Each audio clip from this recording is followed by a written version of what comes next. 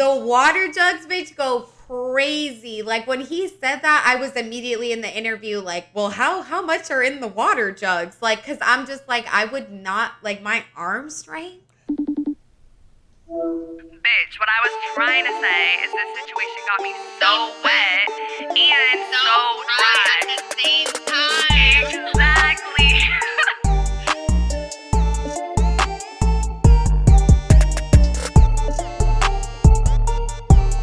What's up, bitches? Welcome back to another episode of So Wet, So Dry. I'm one of your hosts, Fiji, like the island, like the water. I'm such a fucking brat, and I work in social media and marketing. And I'm your other host, Autumn, like the season. I'm a big nerd when it comes to Pixar movies, and I work in entertainment.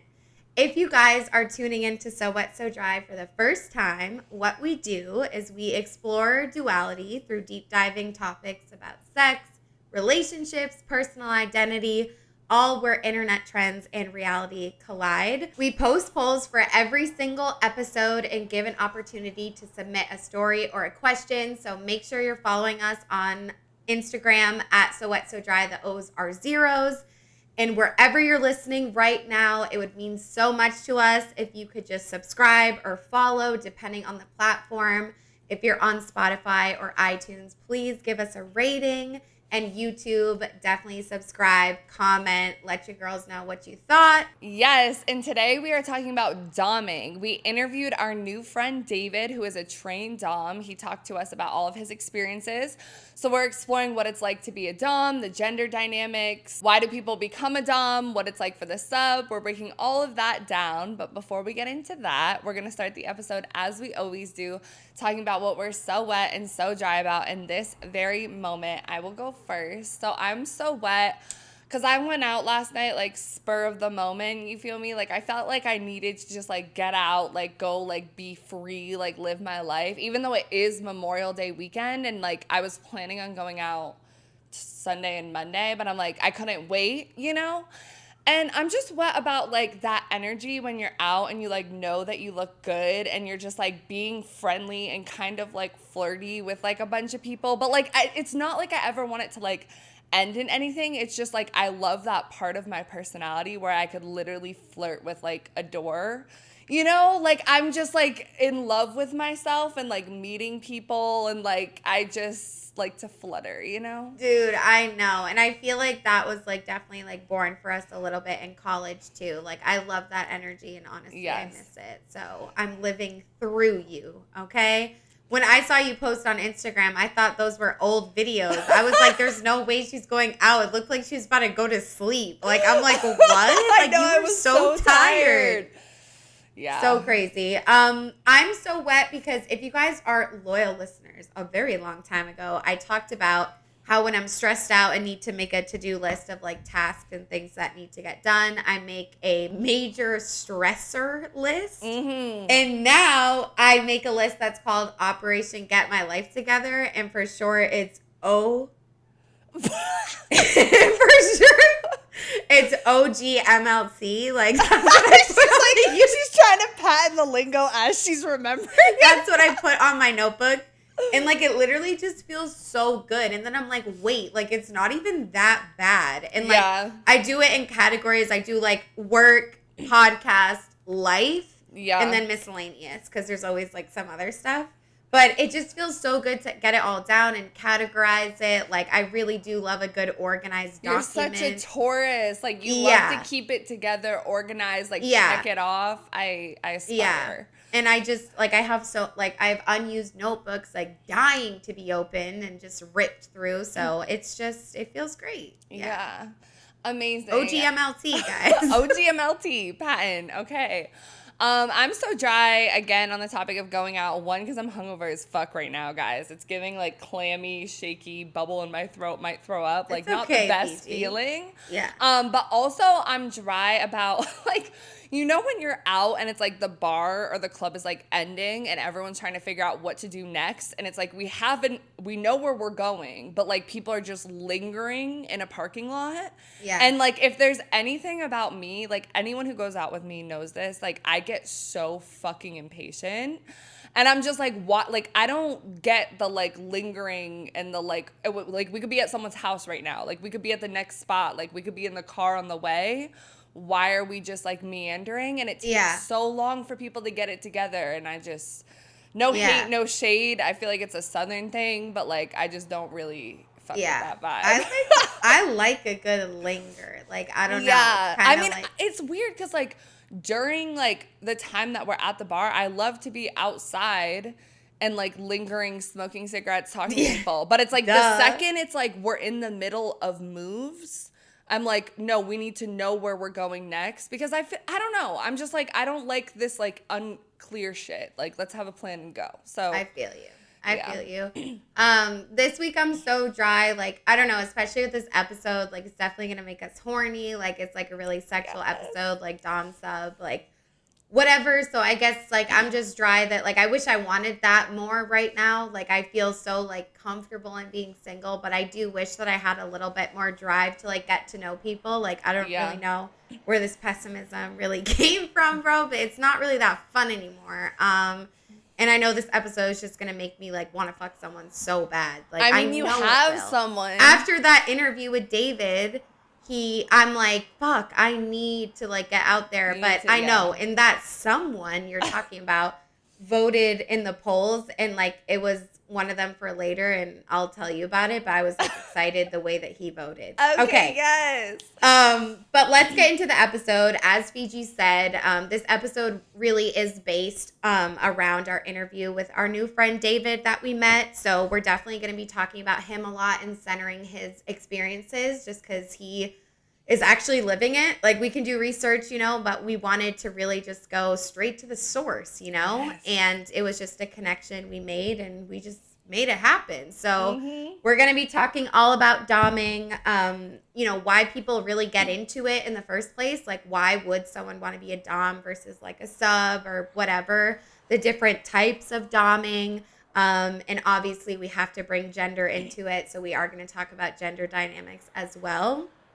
But let's get started with just defining doms. Like, I'm sure most of us know what it is, but just to get a clear-cut definition, a dominant takes the lead in a dom-sub relationship, assuming their submissive's care, support, and guidance. A dom refers to a male dominant, and dom, D-O-M-M-E, refers to a female. Dominance is not tied to any gender, sexual orientation, or socioeconomic status. Instead, it is believed to be a complex psychological drive entwined with personality. So what's the role of a dominant in a BDSM dynamic? One of the dominant's responsibilities is clearly defining the roles between themselves and their submissive. Clear communication and expectations, rules, and consequences can provide the submissive with a sense of structure and order. While the boundaries and parameters of your dynamic are unique to you and your sub, a dom/dom generally plays the role of leader, guide, caretaker, and protector.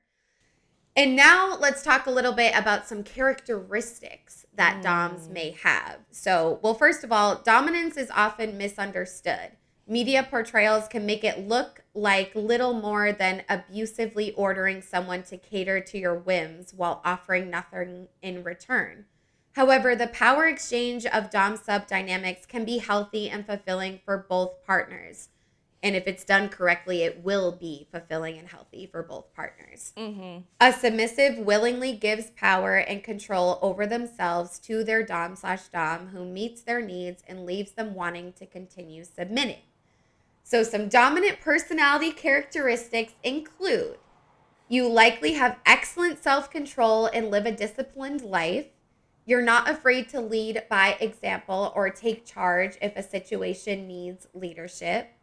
You understand and utilize the power of body language and nonverbal communication. You may be decisive and know what you want. Patient but relentless may describe you well. You enjoy responsibility and ensuring that things in your care thrive. You're likely protective of your partners and enjoy meeting their needs, and you enjoy being in charge and respected.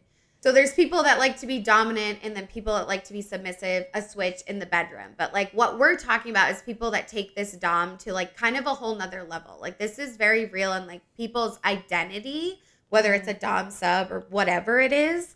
So I never really thought about it. It's like, oh, their psychological and like personality traits could have a lot to do with it. So when I read this part, I was like, oh, that's interesting. But the other stuff we're going to get into really supports that, later on. So it really can be like about just sort of your personality. And it doesn't have to be like, obviously we all know how someone is in the bedroom doesn't equate to how they are in real life. But for people that take on the dom identity, they go through BDSM training, they're fully immersed in this world. Like maybe it's a little different, Yes. So we asked you guys, have you ever been a dom before in your sex life? And 62% said yes, 24% said no, and 14% said no, but I want to. And then we asked the opposite, have you been dom before? And 68% said yes, 21% said no, and 11% said no, but I want to be. And I think this is really interesting, kind of like tied to what you said before, like how it's like an actual like identity and like a practice and people are trained on it, versus I think a lot of people just think of like, oh, who's the quote unquote like top, or who's the like more dominant or submissive one in their like sex, So I wonder how that breaks down. Yeah.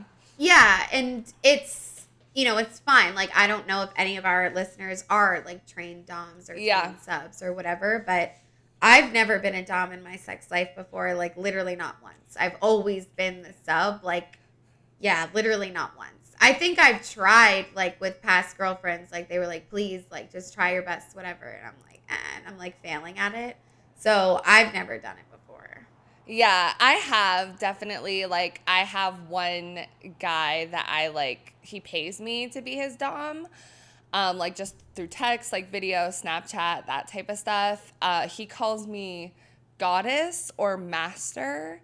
Those are, like, what he's chosen. Goddess is it. I like goddess more than master, just because for me, master feels a little gendered, like not as like femme, but like that's what he likes and like he's paying me for it. So I've honestly like learned a lot about doming like through him, because like he told me exactly what he likes and exactly what he wants.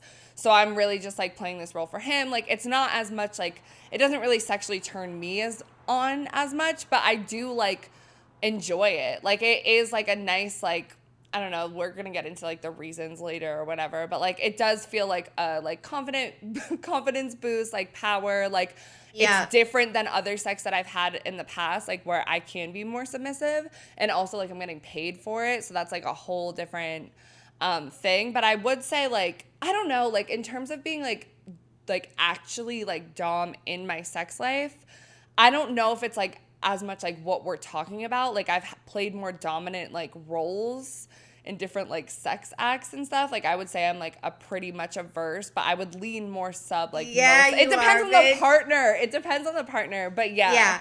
But let me ask you this, like with the guy you have this relationship with where you're his goddess, like whatever, like if he was obviously still paying you, but like did something you were like, I don't want to do that, like would you just be like no? Like is the stuff you're doing, it's like it's not turning you on, but it's still not crossing a boundary? Yeah, no, it's definitely not, especially because like honestly like it's really all about him and like what he wants, and obviously like I'm like rewarding him, or I'm like what is the word, like when he misbehaves or whatever, like when he hasn't paid me on time, then I've been very clear, like we're not doing this. Yeah, because there's like good punishments that are a treat, and then there's like punishments it's like, no, you need to fucking pay me.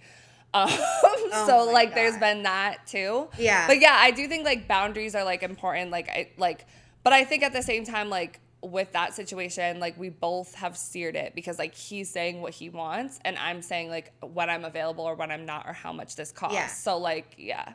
Wait, say treat again. Treat? Okay, perfect. And then someone submitted a listener story. They said, I've been dommed because it means I can be kind of lazy and still be considered freaky. LMAO. All you have to do is lay there and get slapped and you're good. And I do want to say someone that submitted this story is a new Instagram follower of us. I think she found us on YouTube. So shout out. Thank you so much for supporting and submitting. But I'm like, this is like, it's interesting to me because I think like the dom versus the sub, it's like you both have kind of hard things to do. Like the dom has to like have that like emotional intelligence and like ability to be able to degrade someone, whether it's physically or emotionally. And although the sub is like laying down and might be lazy in the sense where like they don't need to think about the next move, like they're not in control. But you still, like, it depending on the sex, like, being a sub is definitely not easy. Like, you have to take shit. Like, well, yeah. And, like, I think we're going to get into it with David more, too. Like, there's a difference between, like, an obedient sub or, like, a bratty sub. Like, I feel like being a very obedient sub is, like, a little easier. And, like, you know, because I love to be fucked from the back where I just have to lay there and not really do anything. But I am. Like, I'm talking dirty or I'm, like, pushing back. Like, you know, it's not like I'm always, but it's not as much, like, work, really. Yeah. But, yeah, I think there's different types because if you're, like, a really obedient sub, then you're not really, like, pushing back as much at all versus, like, if you're a bratty sub, like, then you're kind of, there's, like, a teasy, like, back and forth. And it depends on the type of sex. Like, I've had sex where, like, I was just, like, laying back, like, rubbing my clit or whatever, like, doing it to myself. And then someone was, like, dirty talking me. So in that situation, it's, like, that is pretty lazy. Like, I'm literally just laying there doing it. That made me think of that time that you were doing that with that guy and you were telling him what to do. Like, I feel like you've had dom When the fuck? When you were in Atlanta. I was telling him what to do? You were like, just stay right there. And you yeah! Like, that's kind of I was dom like, energy. record me, bitch. Yeah. Because I hated him. Like, I don't know why we were in that situation. Like, we were just not, like, we were reminiscing of old times when we used to be crazy. Somehow ended up at this place. And I was just like, you know what? Like, I really want to have sex. I hate that it's you, but, like, I'm fine with it, buddy. Like, oh, my God. Yeah, so that's, that was, like, a whole different situation. But I was going to say, like, if it's a different type of dom sub, like, sex where you're, like, having to, like, do like physical labor, like all this stuff. It's like you're not being lazy. So it depends on the type of sex. But overall, I feel her. Yes. Because before I was doing like more intense stuff, like I definitely did feel like I was being like lazy, quote unquote. Because I'm like, it's the biggest part for me is I don't want to think about the next position. I don't want to think about what we're going to do next. I need you to just take me. Because I'm down to take pain and like take the degradation, but I don't want to think. Right. Well, and that's the thing. I think you can be lazy in the sense of like you're not thinking about what you're going to do next, but sometimes the dom just sits back and tells the sub and what it's like, to do. Go. So the sub go is in the doing corner. More. Remember when that guy made me, he asked me to take this guy. And I was into it. I'm not like, oh my God. Like I was definitely obviously down. I did it. And he was like, take a video of you standing in the corner. And I looked like kind of weird for sure, but like I was in a t-shirt, like just like in the corner. Yeah, and like he didn't see my face, like, but whatever. That guy from Atlanta, like we had some crazy FaceTime phone sex too. Like honestly, no, he scares me. Okay, so as we mentioned, we interviewed David Teitelbaum, who is a trained dom and the founder of Rose and Good Faith clothing brand and Laurel bathhouse.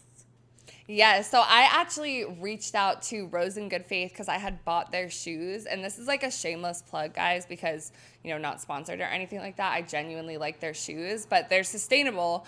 They're made of recycled sex toys, like dildos and stuff like that didn't make it to like market because like the batteries didn't work. Something didn't work with them. So instead of taking up space in landfills, they make these shoes and they're honestly like so comfortable. They're like an alternative to Crocs. So I thought it was dope and I just reached out to them and he was like, oh, I'd love to come on the show. So like shout out to him for doing that because that's like, it was just a super cool way to connect. But yeah, David's awesome. And so are the shoes. Yeah, he is. And we're so grateful that he let us like interview him about his experience because we don't know any trained doms in our life. Like we were, you know, not completely ignorant, but a little bit. So I feel like I really learned a lot from him and also just the research for the rest of this episode. So let's watch this first clip of David talking about how he got into doming and kind of his early experiences. Where do we start? Okay, so when I used to live in New York and used to fight, when I went to an art school called the New School. very kind of like soft, artsy school. I was one of the only straight dudes there. I Yeah. also grew up in a community around dance. So my family big in the dance world in New York. So there was always like a lot of confusing gender roles and kind of like softness. So in my push against the softness, I started fighting Muay Thai pretty intensely in the basement of a church. So really getting that kind of like hostile, aggressive, overly masculine energy out. And it was new for me. So I think I was like walking around Central Park and ran into an old friend from high school. And this is when I was in my early 20s. And we started fooling around. She came back to my place and she like beat the shit out of me. Like punching and on top of me. It was amazing and I loved every part of it, but it showed me my walls to pushing back and fighting back. Like how sensitive I was around female being a partner. There's so much like disconnect and not very close. And it was like this energy I wanted to grasp, but was so far behind.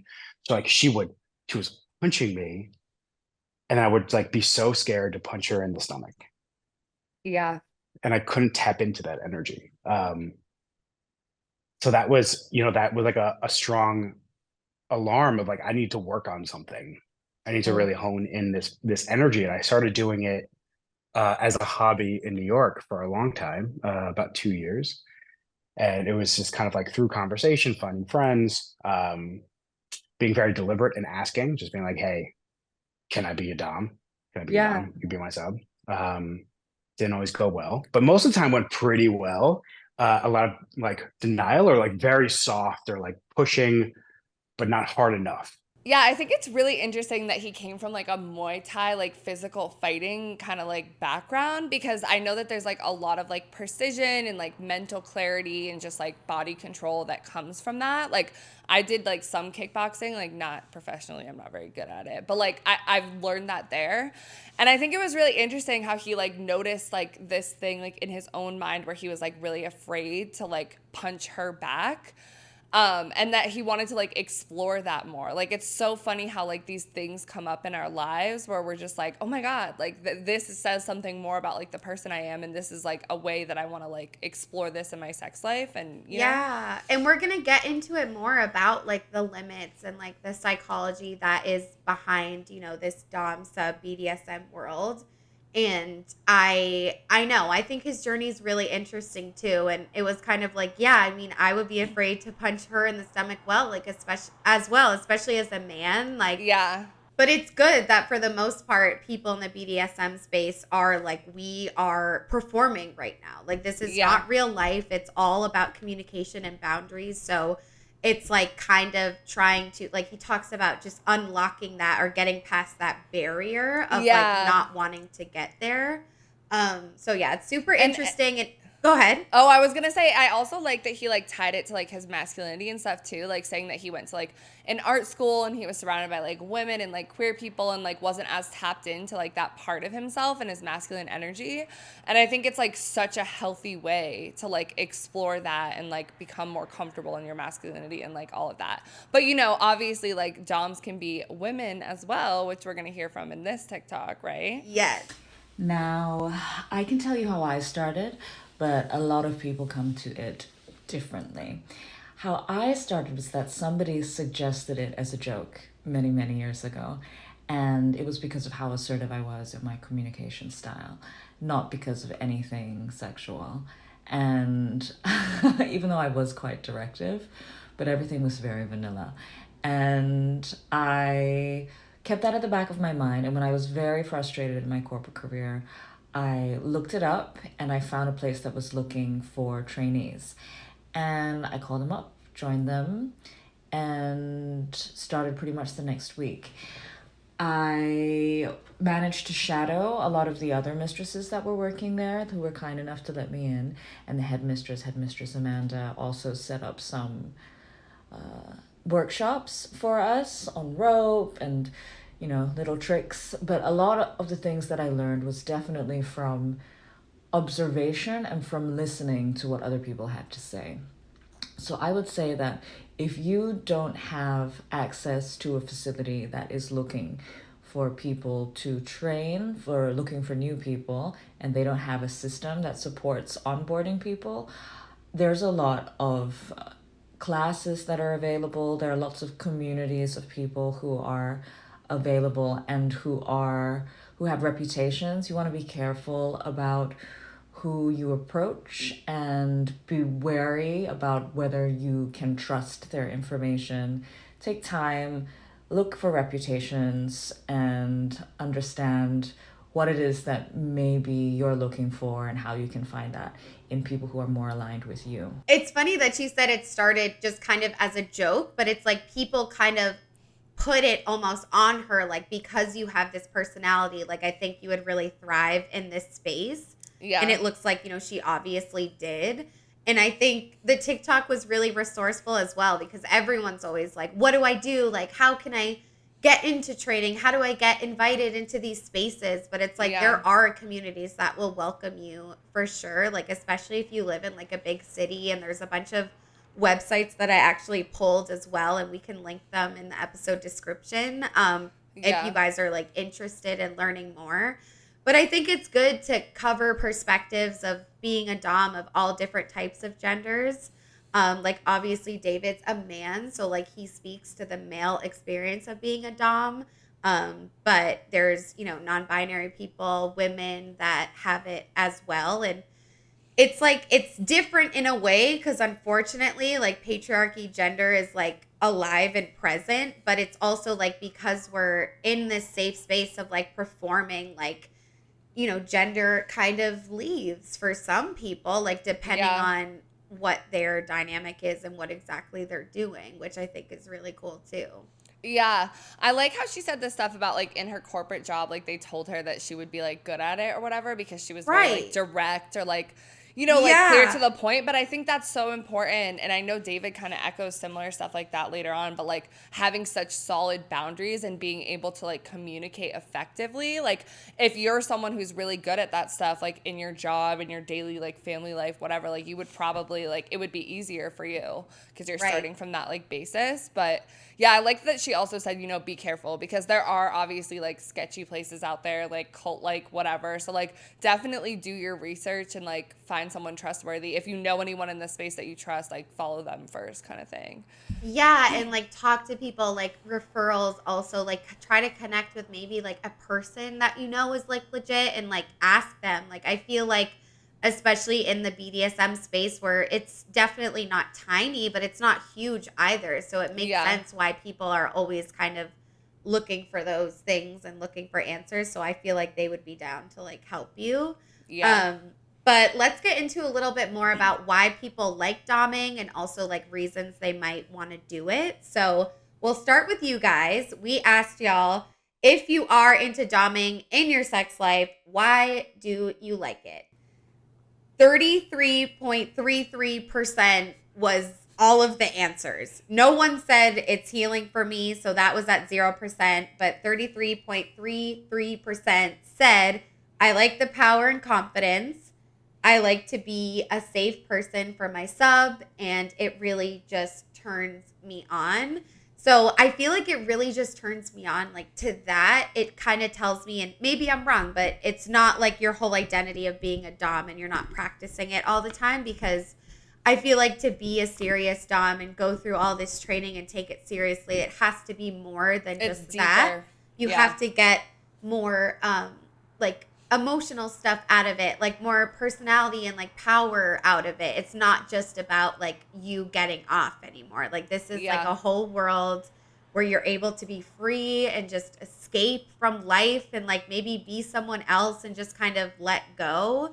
So but yeah, I mean, I don't like doming, so I don't really like, I wouldn't have answered in this poll, and I didn't. Yeah, I think it was, like, the power confidence thing for me, because similar to, like, what and kind of like what David said, I feel like it's almost healing for him in a way too, because he realized that there was, like, this kind of gap that he had in, like, being able to, like, take control or be in a dominant position or, like, be, like, physically aggressive, and he wanted to heal that part of himself, like, with his masculinity. But I feel like for me, being a sub is more healing for me. versus being a dom, because I feel like I am someone who's very like in control and like dominant in my regular life, like taking care of other people or the relationships I've been in, like those types of things. So like to be submissive feels like I don't know, like counter to that, and it feels healing and like a relief. So Yeah. I was surprised. Like I feel like people don't always think of doming as something that's healing. Like they'll think of it more for being a sub, Facts, but it bitch. can be. Yeah. Right. And I feel like, honest to fucking God, Fiji, like, I don't, and maybe you'll like disagree, but overall, like, I don't think I'm dominant in real life. Like, I think I am rather submissive. Like, even though I work so hard, like in my 9 to 5, like, I am very much like, work past hours? Yes. Like, whatever you want? Yes. Like, Yeah. I am also submissive. Like, people have definitely taken advantage of me before. And like, I feel like it would be healing for me to channel my dominant energy, not become a trained dom, not do it for the rest of my life, but just dabble in it a little bit to like allow myself to be like, you are hot, like when you're being powerful. Like, it's not just when you're like, You please, get like Dad. yes, yeah, Yeah. no, because I do think you have dominant energy in certain Like, situations. where, you can be like, babe? like you're like number one, like more protective, I think, than like I am. Like if someone's like being like, I can turn into a bitch, but it takes me a longer time to get there. But I feel like if someone's threatening like you or someone you love, like you're very likely to like stand up to them. Like you can be very dominant, like. And especially with people you don't know as much. That's and like Taurus when you're shit, 'cause out, I'm loyal, bitch. yeah, Right. like I feel like you do know how to set like good boundaries and stuff. I think it's more when you get into like intimate relationships and work and stuff that you become a little more It's submissive. like, yeah. But like So- when you first meet people, I think you could be pretty dominant. Right, like when I like go make the first move and stuff. Yeah. That's very true. That's very Yeah. true. Yeah, so I think it can be healing to tap into either side, like if that Yeah. aligns, like not for everyone. But more on kind of why people like it and why they would get into it. We pulled this excerpt from an article on kinky events. This is from the UK, so we can still put it in the description. I know we have some UK listeners, but this is one of those sites where you can like find events and stuff. Ooh. But it says the best dominants already exhibit dominant behavior in their everyday life. It's simply a part of their personality to want to have their own way, lead from the front, retain control, and do things on their terms. For someone like that, it just doesn't feel right when you're in a relationship with someone who wants to boss you around. It kills the sexual attraction because the polarity of the power dynamic is inversed. Being a dominant in a dom-sub relationship feels good and natural to these types and amps up the sexual attraction. Not only do they get to exude their natural confident personality, but they are able to share it with a submissive type who loves the displays of dominance and has a natural desire to serve and please. The two personality types bind together as strongly as the opposite poles of magnets, bitch. Damn. Being a dominant is not about aggression, manipulation, or abuse. I mean, I just like, I mean, they really romanticize it in that paragraph, but it's just interesting. Like all these articles I was reading, it's like, it's really about personality. Like if you're going to be a good dom, it's like, it's in you like already, which is just like the complete opposite that I feel like we always preach. Cause we're always like, you're different you than But you are I in do the feel bedroom. like it is, because like when we're reading this, I'm like, okay, that is 100%. Like I think you need to be with a dominant person. Like knowing everything that I know about I you love with to like serve and sex, please, really, bitch. yeah, you love to serve and please. Like that gets you off. But I feel like for me, it's really both. Like I love to be in control and I like when people like do shit my way, like definitely. But in sex, like all the time. But in sex, not always. Like you know, it's like it's both. I know, For yeah. me, but I do feel like I have that inherent part in me, but I'm also not uncomfortable being in the passenger seat either. Yeah, because you know what's interesting? Like, because I didn't do any research on this, but it's always like dom sub. But like, I'm sure there's a bunch of like trained doms and subs that like verse and like switch off. Yeah. And like, I feel like it's kind of like you're a bisexual, like in BDSM. Yeah, well, because I've heard, like, I think it might have been on Horrible Decisions. I heard an episode with one of the doms, and they asked if she doms, like, in her regular life, like, her regular recreational sex life. And she was like, no, like, this is just, like, my work. So I feel like people can be like that too. Like they can channel it in a different, because, you know, recreational sex, like work sex can be very different. Also, like sex with a hookup versus sex with someone you're in love with. Like it's different types of sex, you know? So I So could true. see people like going back and forth. Right.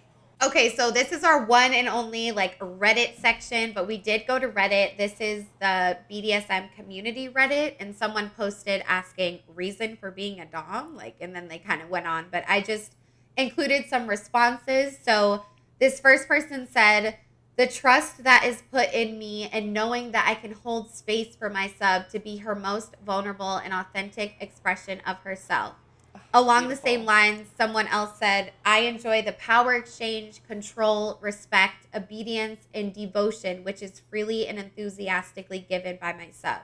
So both those things like are very much screaming healthy to me. Like that sounds great. Like it's the fact that it's a really big part of people wanting to be a dom is like a kind of about the sub and like wanting that to be reciprocated. Because also with the other article, it's like, you're a dominant person, say you want to be a dom. It's like you're already like kind of have that dominant personality, and then you find someone that like that's their favorite thing about you, or like that's why you guys work. Like I can see like it's a powerful relationship, especially if it is healthy and like intimate. And so yeah, I love that. Yeah, especially the first one is like so beautiful to me, like being the most vulnerable and authentic like expression of herself. Because like, it's so true. It's so true, because you can really like let loose and like explore these like parts of yourself that you can't in your regular like daily life or whatever. Like when you're subbing, like you definitely look hot, but sometimes you don't. Like especially if you're getting like slapped and shit. Like I mean, like, think about like you look kind of distraught. Like so after I have vulnerable. sex, even when it's not like some crazy BDSM shit, it's like your eyelashes are fucked up, your hair was in a bun, but now it's my looking eyes crazy. are watering like, from gagging. Yes, like, I look a mess. You're like, spit all over you, like all that stuff. But it's like, and I'm they're loving accepting it. you. Like you can cry, even like the aftercare stuff. But yeah. Okay, this next one says, as a dom, first and foremost, it's a natural tendency. It's comfortable for me to be dominant over a submissive girl. It may sound odd, but it makes me feel safe and happy and fulfilled to have a submissive to care for and take over. It can be difficult to bring up my dominant tendencies in a new relationship, but it seems that I have gotten lucky in attracting naturally submissive women, so it hasn't ever been an issue. The absolute greatest joy for me is to create a loving, safe, and fulfilling space for my submissive to thrive in.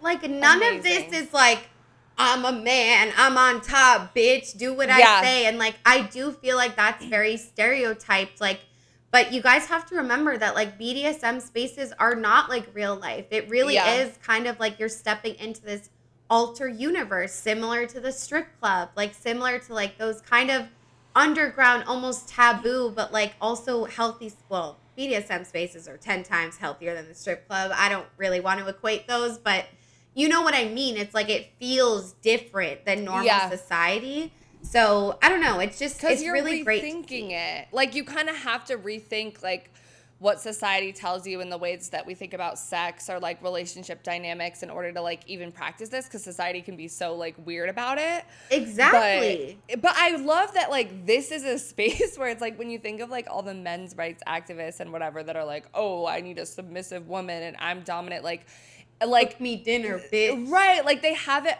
confused in the sense of they're like disrespecting women and not like what these guys are saying and like holding a space for their submissive to thrive in. Like, you know? Learn, take notes, men, for real. Okay, this last response we'll read, it's kind of a long one. It says, I'm 45 and I've been a dom for almost 28 years. Woo. For me, the reason I love it is a very personal reason. And I need to stress, I cannot stress this enough, that most dom subs come from perfectly healthy families, and this is not the reason that anyone else may or may not become part of the kink community. We come from all walks of life, all cultures, and all social environments. Okay, guys, and a trigger warning before this next sentence related to SA and children. Continuing on, I was severely abused as a child. So for me, being a dom is a way for me to have the control, but use it in the right way. It makes me happy to know that my sub completely trusts me and feels safe with me, that I would never do anything to break that trust or actually hurt them. And when I say actually hurt them, I mean hurt them to a point they did not agree to, or even just give them a little spanking without consent at all. For me, it's the perfect way to take the power back that I just did not have from when I was 8 years old to 17 against a grown man, but in a way that's healthy and respectful and loving. It's almost like therapy. And even though I haven't thought of my stepfather in years, and I always knew from the very first beating and essay that I did nothing wrong and this man was a pervert and psycho, I'm still into the kink community. Because come on, vanilla is just boring. And I know for a fact that I would have made my way here even if I had a great childhood. And we just wanted to include this because it is great representation. And like this person said, like this is not the main reason people get into this space, but it could be a reason because all different walks of life are there. And it's reminiscent of our CNC episode where we shared another Reddit story about a woman that was abused and used the kink CNC as a way to get some control back. So, and this person's been doing it for 28 years. So obviously, they're okay and they really took this experience and it helped them heal and get their control back and also just cultivate this beautiful relationship like all these other ones are talking about. So, and just emphasis on, consent and the part about actually hurting them is huge because if someone's consenting to be beat, yeah, it's going to hurt. Like pain is pain, but actually hurting them is when you cross that boundary or you breach their limit when the limit has been made clear. Yeah.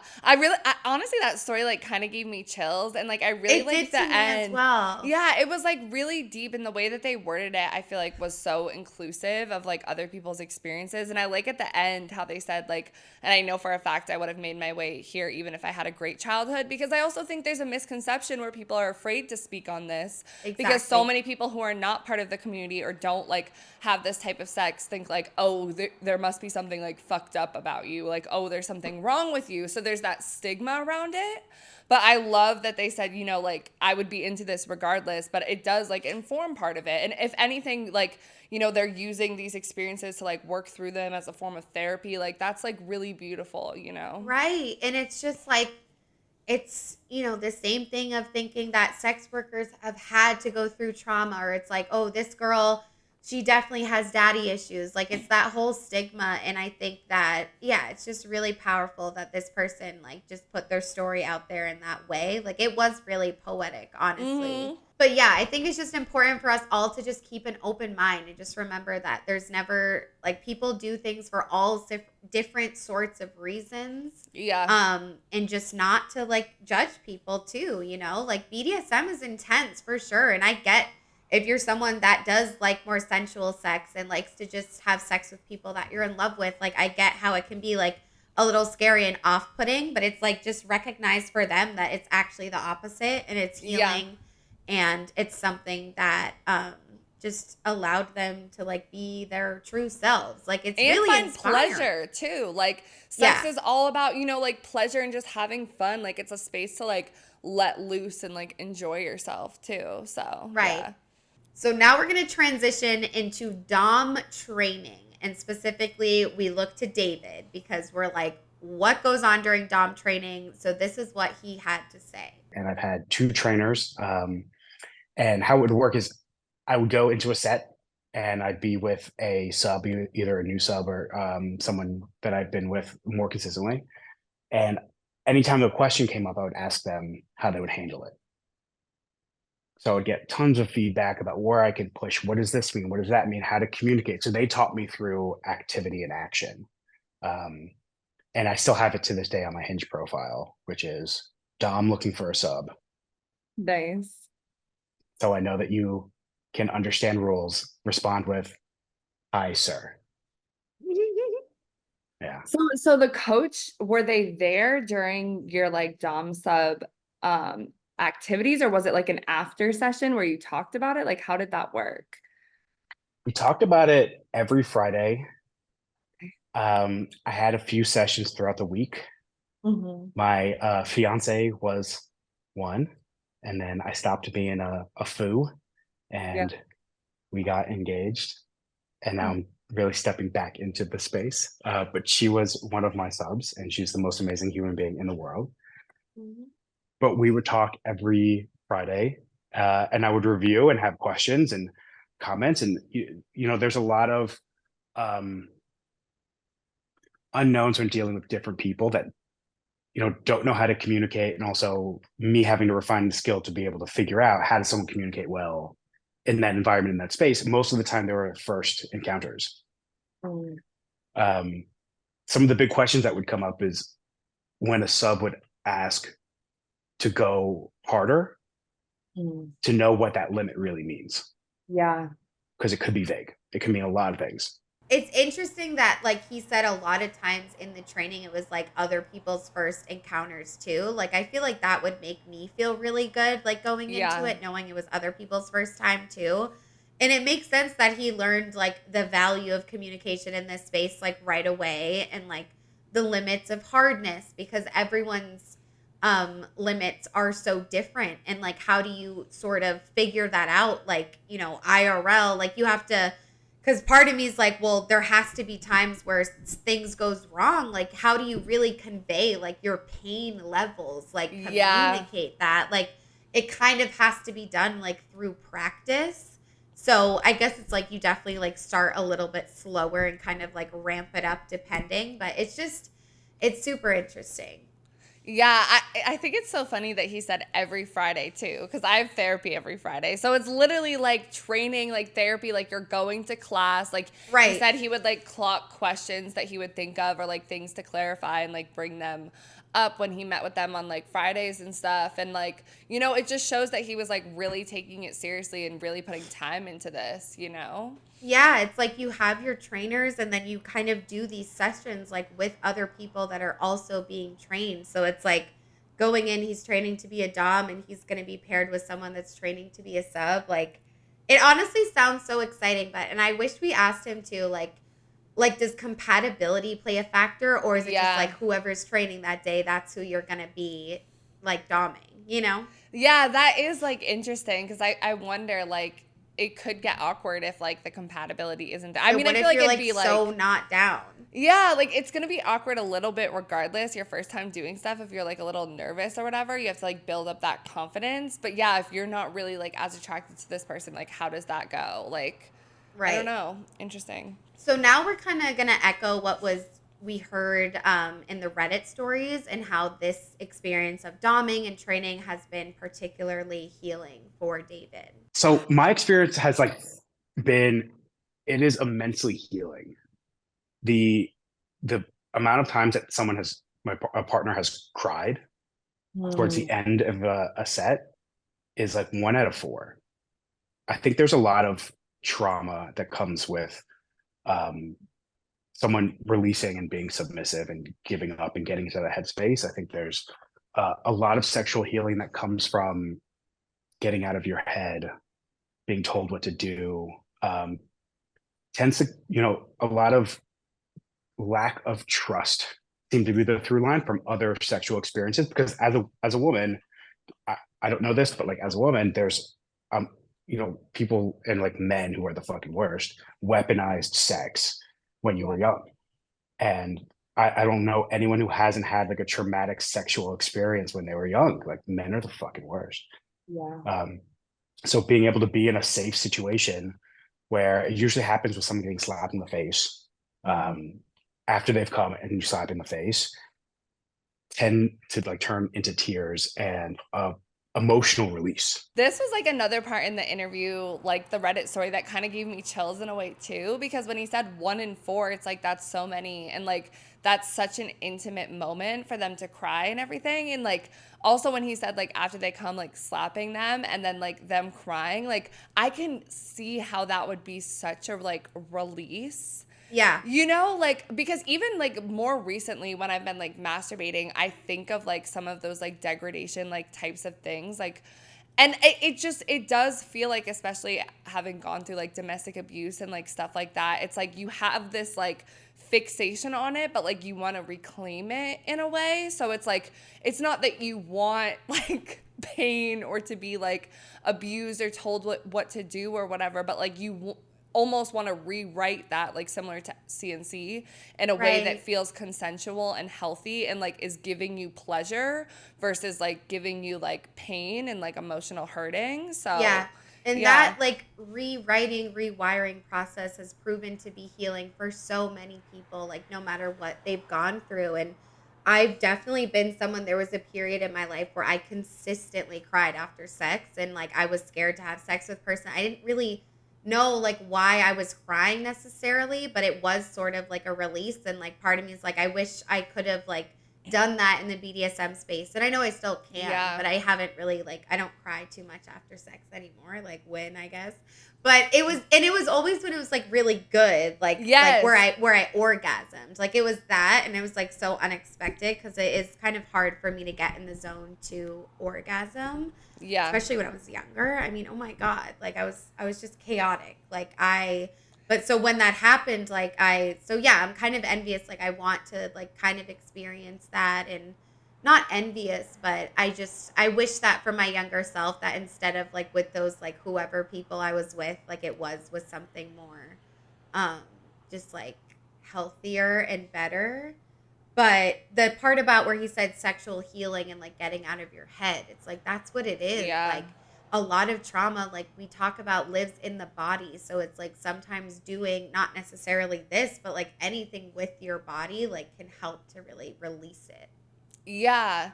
Yeah. And I think it's also like that, like crying after an orgasm. Like I've done that before, even when it wasn't like any sort of like BDSM, like degradation, like anything even really intense, or like because the sex was like, I'm in love with this person, but more just because it was like, it felt so good. And like, it's such a, like, you know, when you do Molly or like acid or whatever, and you're just like, this is so like amazing. Like you never experienced that high. Like orgasms like have the ability to do that. Like it's like that rush through your body where you feel like incredible. So it's like, I do think sex, like regardless, can be very like spiritual.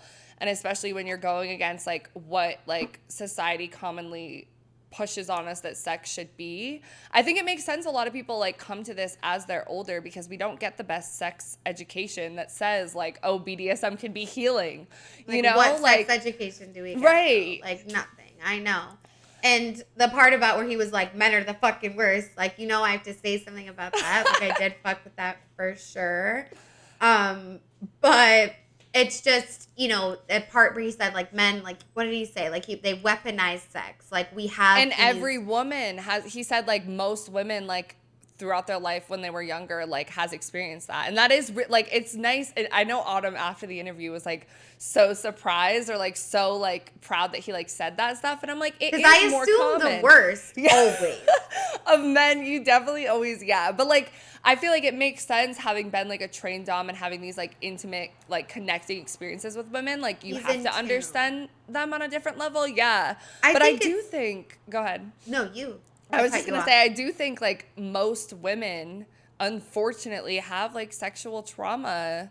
Like he said, you know, it is so common. Right. And the direct effect of that is like having this lack of trust in sexual experience. And I think for him, like, it would be impossible for him to be a trained dom and like a successful dom, like if he wasn't in tune with like trauma, because I feel like as not everyone that's in this space has experienced trauma, it's like not everyone in every space has, like, we as a society, a lot of people have trauma. So any space that you're in, that's going to be true, unfortunately. Right. So it's not any different in the BDSM space. And because you're doing these more like intense, like deeper style sex, it's like you have to be in tune with that. Otherwise, it's not going to be a successful session or relationship at all. So I think a big part of becoming a dom is like, honestly, you have to really tune into that and like the gender dynamics of it all, and like be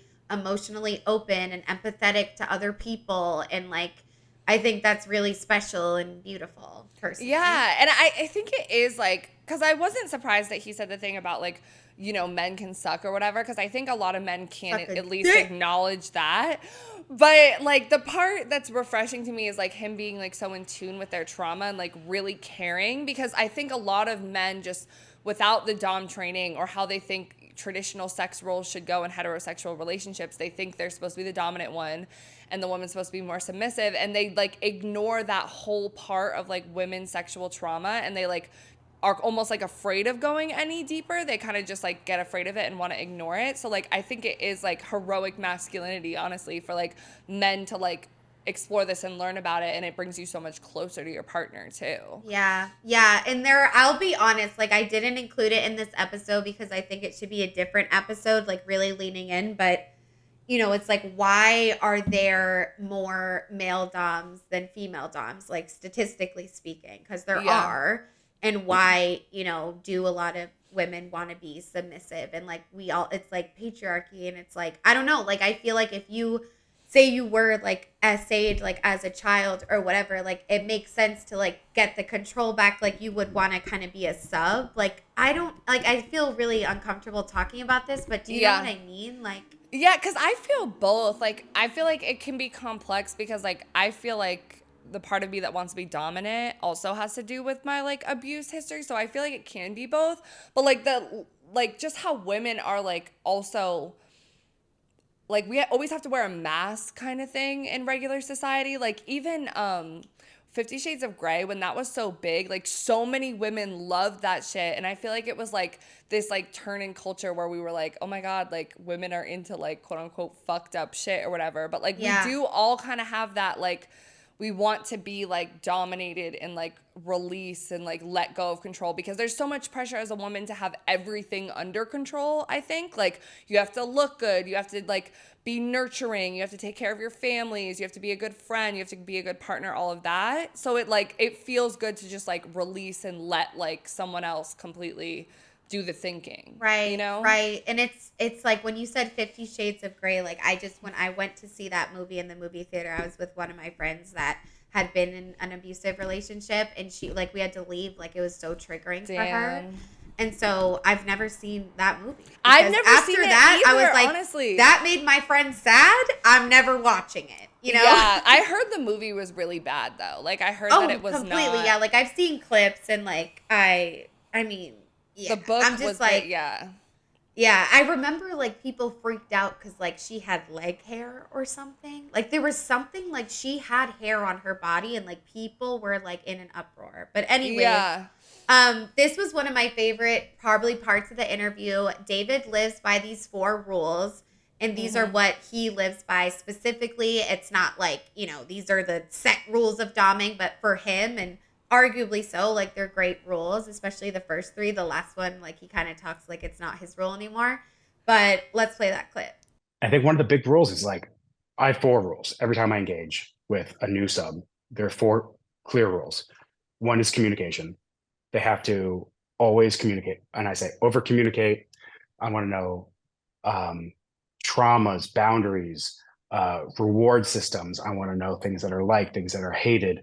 If it's verbal that they want to feel, or to feel physically dominated, it's really getting into the conversation of just pure communication. And the thing that it took me a long time to learn is when someone says the words, I don't know, that's when it's 100% don't engage, because that person doesn't know their own limits. And it's the scariest place to be when someone doesn't know their limits and you push too far. I haven't had it happen, but when I could push too far, it could have some splashback. Yeah. Because sometimes someone doesn't want to get punched in the face. Yeah. Hey, Yeah. you know? And sometimes someone does. And rule number 1 dies when someone says the word, I don't know. And if they can't find an answer, then like set's over. Rule number 2 is respect and decorum. So to speed up, slow down, you have to say more sir, less sir. So it doesn't pull me out of set, because there's a reality that I'm getting into a headspace and a mentality that this, you know, partner is also getting into a different headspace. They're playing a character, which is why it's a set. You're sitting in this space that has no resistance. So if I get to be in my very strong dominant self, and she gets to be in her very submissive self, there's not a lot of resistance. There's a constant reciprocation of the energy that you're safe in that space. Because like all day I'm getting yelled at by fucking musicians. I have to be incredibly submissive. I can't be like, no, fuck you, say sir. So it kind of like it keeps everybody in the right headspace.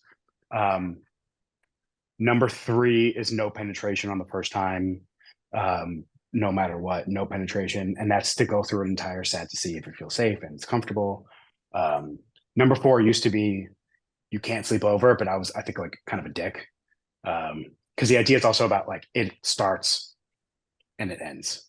Yeah. And it's about getting that experience and then being able to take it and sit with it. Okay, I love that he said that like the scariest place to be is where someone doesn't know what they want, because then it's like you can't have a good experience if they don't know, because then how are you supposed to like even meet their needs, your needs? What if you risk like hurting them, like those types of things? And I feel like the communication one and the decorum one are very connected, because it's like in order to have the right communication, you need to have the decorum and like be in that space where you're like role playing. But it's just so funny because I feel like for me, like we talk about this on the podcast all the time, like sometimes the communication aspect of like those types of things and other things in relationships I'm not like the best at. Like I want to just avoid them. And part of it sometimes is because I think, especially with like flirting in my sex life, like I like to be like very like fuck it, and like I'm performing, but I don't want to like break down the barrier of like they know I'm performing. Like you know what I'm saying? I know. And I feel like you, and correct me if I'm wrong, but I feel like you do like kind of the spontaneity. Yes. And you feel like, do you feel like talking about it is like kind of a turn off? It ruins the allure. Like I feel like especially like how I was saying how I was out last night and I'm like flirting and like whatever, like I think it's like a kink or like a fetish of mine to like be in that energy. So like if I like tell someone like, oh, like, you know, it just like ruins it. Okay, babe, but what about this? What about this? So, okay, so what if you're on a date, you're at a coffee shop, like this guy, girl, whoever, they have no gender, but you're super into them. Like that you're eating and you talk like about this really hot role play, like, oh, what would it be, blah, blah, blah. But it's like, you don't know what's going to happen. Like, it's just casual, but you guys really break it down, like what you guys both want. And then later they're like, okay, so when I come over, like it starts, like we're going to do it. See, I feel like it's spread out. That's the thing, and honestly, it's something I've worked on in therapy, like with other stuff. So I feel like the training is like really interesting to me, like as a dom and a sub, because I just have a really hard time with like uncomfortable conversations in general. And I feel like it's also the anxiety of like leading up to it versus like if I'm just in the moment and I'm feeling this energy, I'm running with it and I'm going with the flow versus it becomes so much more serious. Even though I know it makes it safer and it avoids problems, like it's preventative. But, like, I think it's a issue that I have with sex that's in other areas of my life as well. Like, it's definitely something I've been working on in therapy. So, like, I get the purpose of it. It's just, like, in my mind, I can't, it takes me out of it to, like, you know, like the fourth wall type. I don't know. Yeah, the fourth wall. I feel you. No, I know. And that's why, like, I really like if I'm, like, going to start a role play, like, one of us, like, walks out the door and, like, comes in and then it's, like, scene, bitch. Like, because I feel, like, I know, like, I don't know. I guess I'm grateful that, like, I do feel comfortable having those conversations. Like, I think it does come from, like, just, like, growing up, like, two moms, like, gay, like, they were always just, like, talk about your feelings. Like, use your voice. And I just kind of, like, my mom literally symbolically got me a microphone for one of my birthdays, was like, I need you to use your voice more. Like, I was always, like, just trained that's like foreshadowing, like, the podcast logo. Yeah, it was when I, like, graduated this youth group. Like, it wasn't, like, religious. Like, it was just, I mean, it was, like, Unitarian, which is like you kind of believe in everything. But anyways, so it was very, and back then I was like fucking so rude about it. Like I was like, what is this? But now it's like, I think that's a big reason why. And the I don't know is really powerful. Like the look in his eyes, like he was so serious. Like that's the scariest place to be in. And it's like an automatic no. And I just like respect that so much. And just the part about you're performing and you want that constant reciprocation, and that's what you guys are doing, and that goes into like what you want to be called. Like you have to be playing the part, Yeah. And I mean, as like an ex-theater kid who like thinks she like peaked in high school because I got one of the lead roles, like that shit, that is what attracts me to it a lot. Like Yeah. I love that. I want to have a different name, like just like stripping. Like I love the performative piece to it so much, and I just can't even emphasize that enough. Yeah, I love the performance thing too. I guess it's just like I don't know when I'm performing sometimes and when I'm not. Like, you know? I don't know. Right now? No. Babe, Yeah. remember when you took the class at Emerson that was like performance? Oh, the class? like the art. I got naked in that class. Yeah, like yeah, Bro! we had to, yeah. That class was cool. It was definitely What was it called?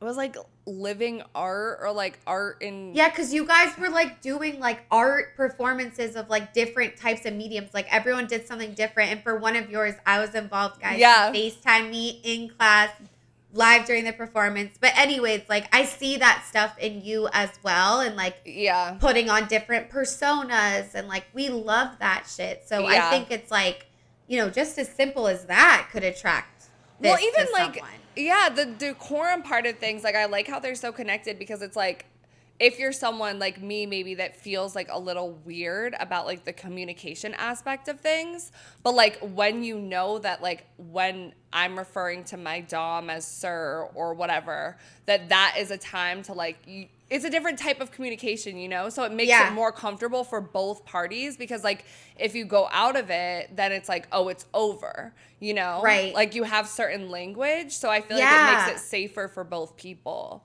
Yeah, and like when he was saying like there's a start and an end and like he likes it to be clear cut, and I think a lot of people do too, and it goes into the boundaries thing and like all of that. And I think it's hard because even when we were talking about earlier, like you were sharing that like when you watch certain porn, like as a survivor, like you do feel a certain type of way. And like for me, like it's not that, but it's kind of just that general come down of like, damn, like that was really degrading what I just watched. Like I hope that girl's okay. Like I don't know. Yeah. Like I'm just like watching this video. But that's what I struggle with. Like I'm like, yes, like I would love to, you know, do a sub training session, like maybe not so seriously, but just to see, or like go to a sex party. But like I do fear that kind of come down, and I don't know if I would want to cuddle with the person after. I don't know if I would just want them to leave and we walk away, but I know that I would want to hug maybe someone. Like yeah. I don't think I'd want to be alone, and that's why it's like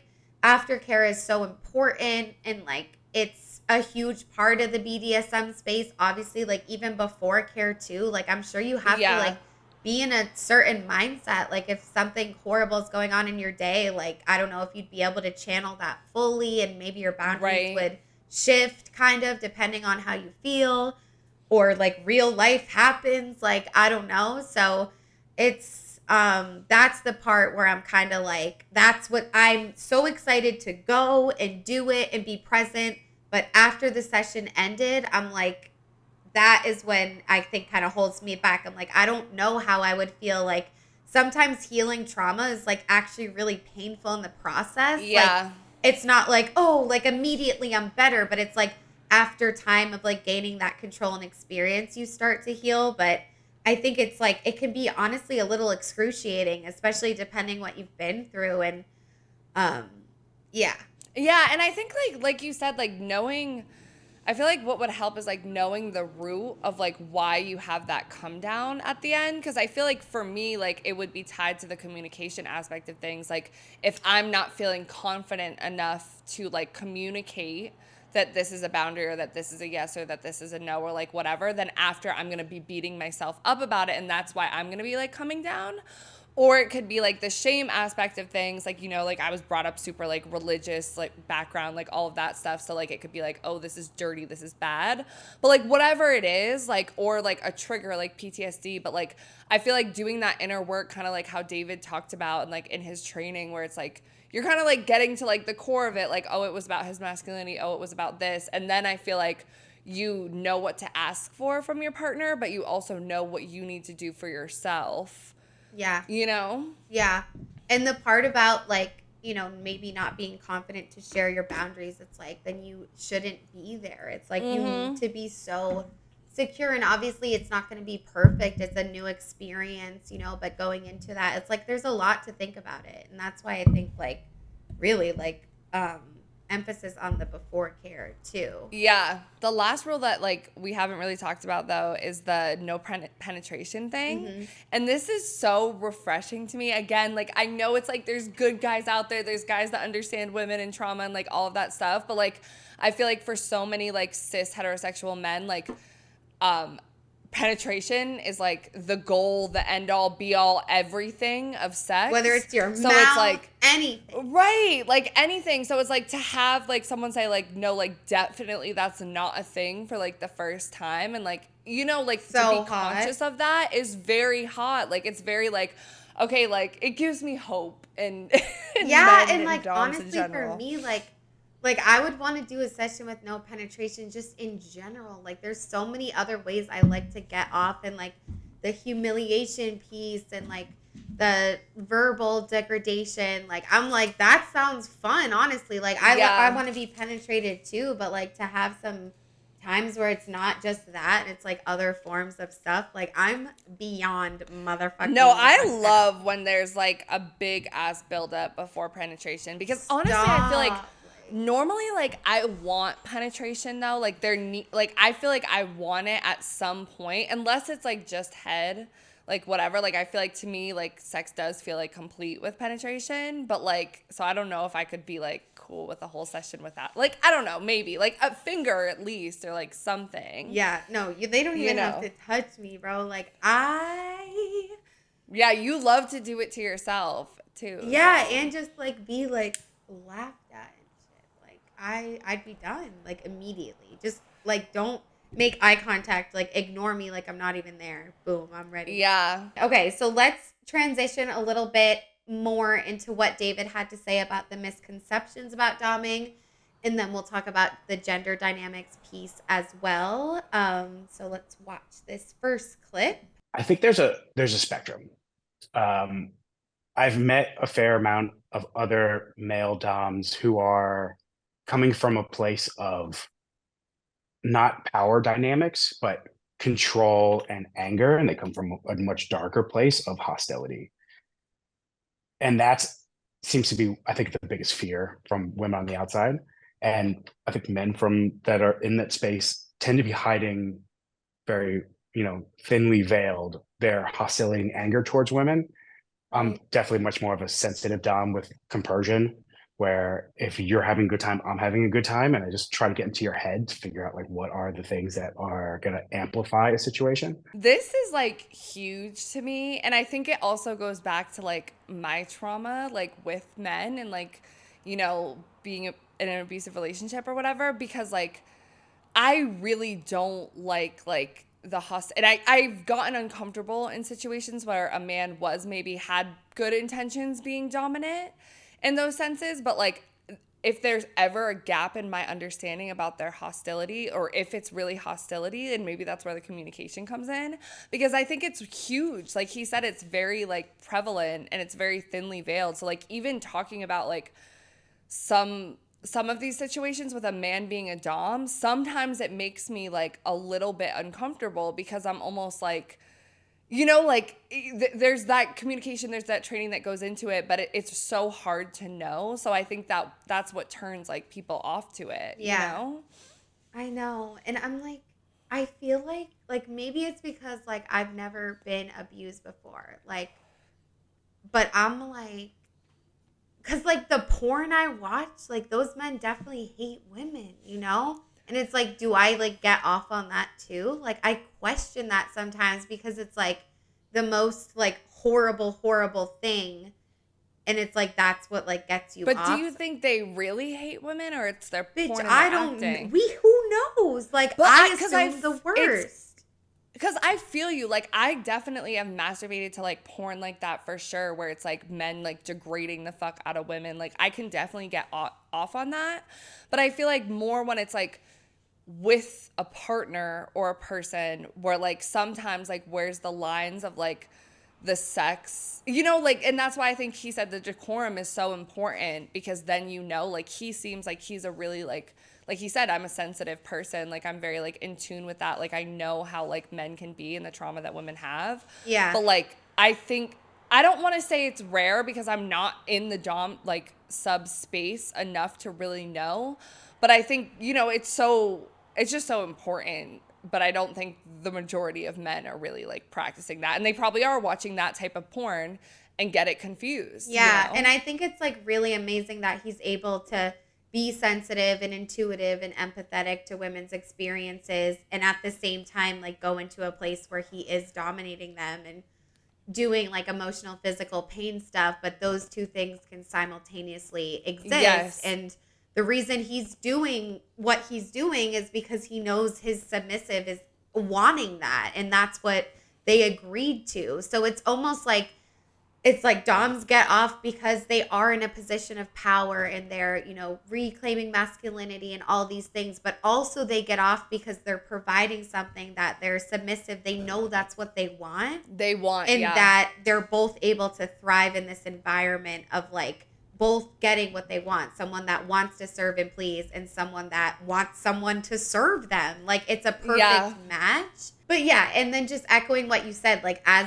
him being a man, like, it's really awesome that he's acknowledging that, like, men's hostility towards women, and being like, yeah, unfortunately there are people in the dom space that are actually like that, and maybe those people aren't doing it for the right reasons. But I think it's just, you know, important for you guys, if you are interested in getting into this space, is just to really, like, get to know the person you're going to practice with, or whatever you need to do to be safe, because I think it sucks that a lot of people are turned off to it because of that. You know, it's unfortunate. Yeah. And I think, like, I want to say, like, a big part of it does come from, like, porn, kind of. Because, like, when you're, it's so different versus when you're in this training space and you're having conversations about it and you're, like, debriefing and you're talking with your partner, all of that, versus if you just, like, are getting off to some porn that's, like, really degrading towards women or whatever. Like, it can be a little confusing because it's like, okay, you know that they're acting. But sometimes I think men forget that, like, you know, women are acting in this porn and stuff like that too. So it's more likely that you're going to probably come across a man that's, like, thinly veiling his, like, hostility towards women than someone like David. Right. You know, so I think it is really important to, like, choose your partners, like, wisely, definitely. And, like, maybe the girl getting, like, being submissive in the video is actually a dom in her real life, you know? Like, Right. they don't understand that. So we found this article from Vice. And basically the people talking, there's a Quebec professional dominatrix, Contessa Allura. And then there's also a sadist dom that goes by Faction. Okay? So Allura says there's some interesting gender politics at play, in that he thinks many women are just looking to let go of their regular life. I feel like if you take away these roles, at the very core, we have desires that are primal, says Allura. It doesn't matter who enjoys what. There are these sort of baseline things people like based on society or things they've been through as children. All these other things. I feel like women are looking for simple pleasure, and it's the same pleasure that men would get being dominated by a woman. It's letting go, having someone else lead them and give them the intensity that takes them away from their everyday world and brings them into a fantasy. No matter your chromosomes, that letting go is key. Even if what you're letting go is the stress of taking the kids to soccer practice. What Fraction is uniquely able to create is an environment where letting go feels safe. So really just talking about, like, no matter the gender, like, this space is a fantasy. It's about people wanting to let go and have a healthy escape from their everyday lives, you know? Yeah, I feel like that's so huge. Like, people always talk about sex, drugs, and alcohol, but, like, Yeah. those are all the things that you, like, let go in. Like, you forget your regular life and you just, like, go and have fun. And sex is, like, the most pure, I feel like, because, you know, drugs and alcohol, like, I guess sex could potentially ruin your life too, but like, Right. I love that about sex. Like, I love sex for, you know, feeling good, letting go of like the regular stresses, and like, you should want to give that to your partner as much as you experience it. Even masturbating. Like, I masturbate all the time when I'm stressed the fuck out, because it's like, you need to like feel yourself. Yeah. Like, I don't know. And it's a space that, like, no matter the gender, like, everyone really is, like, looking for pleasure, looking to prioritize their own pleasure, and also, like, be receptive to other people's, and, like, you know, be in this space together. More from the article, it says, as for Fraction's theory on what women get out of his services, it's that he believes we are all under serious amounts of pressure on any given day. And it doesn't matter if you're a businesswoman making decisions that affect thousands of people's employment, or a parent who needs to pacify a screaming 3-year-old, we all need a release. I know a lot of businessmen who make a lot of money or are in charge of making financial decisions during the day. They're going to hire a professional dominatrix because for that hour they want to lose control, he says. In general, women, if they're a mother of a child, they're dominant. So again, they want to let go. Even high corporate females, same thing. When I see them at our parties, they're submissive. And I think for a few hours, they just want to let their guard down. And this definitely echoes like what David said as well, like in his professional life, like he's not able to like be dominant, obviously. Like if you are in a job where you have people that are kind of in charge of you and are ahead of you, which most of us, that's the reality that we're in. Yeah. Like this is a space people go to get, you know, the sort of opposite of that. And I think it's interesting that it's like he said, you know, in women, if they're a mother of a child, they're dominant. Assuming like if you're a mother, Yeah. it's like you're dominant because you have to tell your kids what to do, which I'm just like, I don't know. Like, I don't know if it's something like maybe just me, but it was kind of off-putting that he went from like businesswoman or businessman to like mother of a child. Like, I don't know if I would say like mothers are dominant. Like, I would say yes, though, because like I know like for me, like I feel like that a lot with like my sex life, and like I think of like the guy that I'm with now as like the peace and the like whatever away from everything else, like especially when we're just in bed. Like you always joke that I just stop like replying, like I don't text anyone back. I don't joke. But it's like, I tell you that Yeah. if you're with him, I don't hear for you from 24 fucking hours, bro. I'm like, Yeah, is she good? because we're usually just in the bed. She's fucking do not or, like, disturb watching all a day. Show, like do not disturb, like whatever. But it's like, because I do feel like, you know, right now I have someone living with me, but like I live alone. Like with my ex, like I took care of all of the bills. Like I moved to a new city by myself. Like I was a manager at my last position. Like this position I manage like a lot of stuff. And I just feel like it's like so much pressure on me constantly. And there's not really anyone around that's like relieving any burden. Like I don't have any family. Like I don't have any like friends nearby that are like helping out with even like my dog and like little stuff like that. So I feel like as a mother too, like I always think of my mom as like the person that had everything together. Like my dad worked in whatever, but like she's the one picking us up from practice. She's doing doctor's appointments, managing like little kids at school. Like that was like dominant energy to me because it's like she had so many things in her head. Yeah. You know? So like I definitely do. I think of like moms and like those types of women as like dominant, that makes honestly. sense. And I definitely think my mom like was dominant specifically. I don't know, when things are said about mothers, like, I don't know why the claws come out. Like, I'm just like, well, not all mothers need to be dominant. But, like, I feel like they're dominant in the sense of, like, they're passionate about their kids' safety. Like, they need to be in And charge they're in of control. them. Right. I So think that it's like makes they're sense. in control, Like, yeah. you are, so that makes sense. I'm sorry the claws came out, guys. And then the last piece of this article from Vice we want to read this is a quote from someone who identifies as a sub, and she's talking about her male dom. I'm pretty sure it's Fraction, the sadist dom.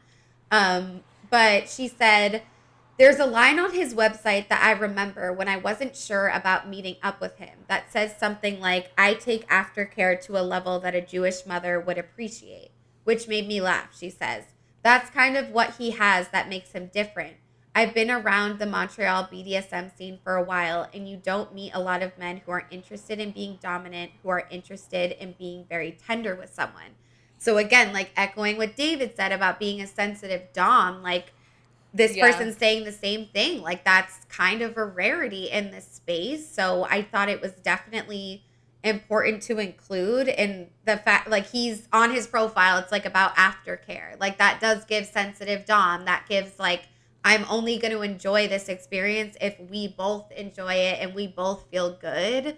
And I think, honestly, the only way to have the best enjoyable experience with this dom sub is to be on the same page about all of these things. So I think it's vital. Yeah, and I feel like especially for women, like, feeling, like, safe, you know, or any gender, really. Like, if you're going to, like, participate in these things that are, like, emotionally, physically, like, painful or whatever, that, like, you want to know, you want to be in tune, and, like she said, it's rare in the Montreal BDSM scene. Like, I know David said aftercare isn't, like, his favorite thing. Like, he likes to be, like, alone and stuff like that, like, which everybody's different. Yeah, to, like, decompress after. But, like, the just, like, being in tune with how they're feeling and knowing, like, the background of their trauma and, like, all of that, I think is, like, super huge for just having, like, a healthy experience. It really is. But we also found this article that is just, we're going to get into, like, what exactly, like, not what exactly goes down, but, like, what types of dom subs are there. So this article said, dom sub play can involve much more than genital sex and need not include that kind of sex at all. It can involve service, exhibitionism, the other elements of the BDSM acronym, bondage, discipline, aka spanking or impact play, sadism, and masochism, aka eroticizing intense sensation. It can involve pretty much anything as long as the participants want to do it, and it can be contextualized in a dom sub framework. So I actually have two things to respond to this. One, like, the consensual pain and, like, the sadism and masochism. I was actually talking to one of my friends when I was out yesterday about how we were going to record this episode. What didn't you do yesterday? Right. They were talking about how they like BDSM stuff and, like, particularly, like, cutting, because, like, they used to, like, cut themselves and, like, I should probably say, like, trigger warning. But they used to cut themselves. So, like, cutting, like, during sex, like, is a form of, like, pain play that they enjoy, like, little cuts or whatever, which I thought was interesting. Me personally, like, I did used to cut myself too, but, like, it's not something I'm particularly into. But on the topic of exhibitionism, because if you guys listen to that episode, it's one of our favorites. Like, it's one of our, like, long time episodes. Ago. I hate the way I look in it. Yeah, I don't love the way I look either. Like, it was when we were, like, new to doing, like, more research-based episodes and stuff like that. So it stood out as, like, marking our journey. But anyway, like, both Autumn and I love exhibitionism. It's one of our favorite kinks. And I actually, I forgot to text you about this, but I was listening to the podcast, like, Cocktails, or I think that's what it's called. Sex and, like, Cocktails. I don't know. But they shared this thing that had happened recently on a plane. This couple was, like, touching each other, like, under a blanket, and, like, someone recorded it, and then, like, it was on American Airlines, like, asked American Airlines, like, send it to the news, and it was like, why didn't you do anything about this, like, whatever. And the podcast was essentially saying, like, why wouldn't you, like, alert, like, the fucking flight attendants, like, why are you sending it to the news? And then there was also, like, the infamous blanket couple at, like, I think it was Central Park in New York. They were, like, under a blanket and looked like they were, like, fucking or whatever, and people were like, this is terrible, like, there's kids around, like, da-da-da, and I'm like, am I fucked up? But I'm like, I don't know if I'm just, like, fucked in the head, because I love, like, hooking up in public and doing things in public, and, like, normally when I'm doing it, it's, like, at night, like, out, you know what I'm saying? It's not, like, in the middle of the day, but still, I think that's hot. Yeah. And so I don't know. It's just interesting. I don't think you're fucked up. It's not like you want children to watch it. Like, right. Obviously nobody, not obviously. They're under the blanket. But yeah, no one wants children Kids aren't gonna to know. be around, of course. But I do understand what you mean, where it's like, it's not the biggest deal. Like, I guess, like, I don't know. It's like Central Park. Like, it doesn't get any more, like, people than that, kind of. So that's kind of a big one. But I understand what you're saying, where it's not, like, that's so, like, assaulting for you to see, you know? Yeah. And under a blanket, like, you couldn't really see anything. Like, I don't know. But I think it just also goes to show, like, how much of, like, the general population is so, like, iffy about any sex outside of like sex in your bedroom And or to like have a baby, like yeah, and like making love or like couples, like whatever, like it's just a predominant like culture. So it's like even Bro, something like that, so like they're under a true. blanket, they have a covering. Both of them had a covering in that situation, like Right, and like David said, like sex is like so much in like all of our lives, like all aspects of our lives, and it's like people are just like unwilling to just like get acknowledge that it. and just like calm the fuck down a little bit, you know? Okay, so now we're gonna get into types of dominance, and we pulled this from badgirlsbible.com. There are so many different types of dominance and types of relationships, but we can't be here all day. Like there's literally hundreds, so we just chose 5. So one of them is daddy/mommy dominance, and their practices typically include scolding when subs make a mistake, spanking when they step out of line, reassuring, cuddling your sub and telling them they are a good girl or boy, protecting their submissive's feelings, and praising their partner for listening and obeying. Great if you got a praise cake. Another one are the masters and mistresses of the world, and they provide permission for the sub to masturbate, eat, use the bathroom, touch themselves, or speak, for example. They also administer discipline. So when orders are not followed accurately, they get in trouble. And taking responsibility for the slave's physical, mental, emotional, and financial well-being. Then we have the brat tamer. And here are some aspects of brat taming. Physically restraining and overpowering. If the brat resists, bondage can help. Giving orders, which may be ignored or resisted. Providing punishment when necessary, but without losing their temper.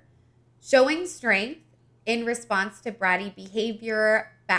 Backing down or appearing weak is not what the brat wants.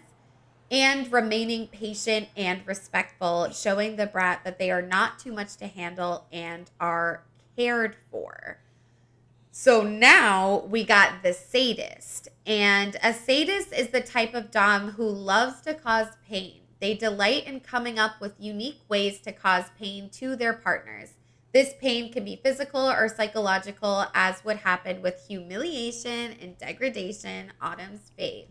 So 2 ideas for a sadist dom would be causing pain, physical and psychological, a lot of times humiliation, and also providing aftercare. So to deal with sub drop and physical injuries caused during play. And then the last one is the leather dom. And they portray masculinity through leather outfits, personal style, and engaging in motorcycle clubs. Also participating in leather events, parades and competitions like Folsom Street Fair, and practicing traditions usually based on military protocol.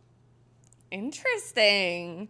I know both Autumn and I love the daddy dom. Like I love to call my man daddy. Like I love that whole thing. And I've never heard of it as like the brat tamer.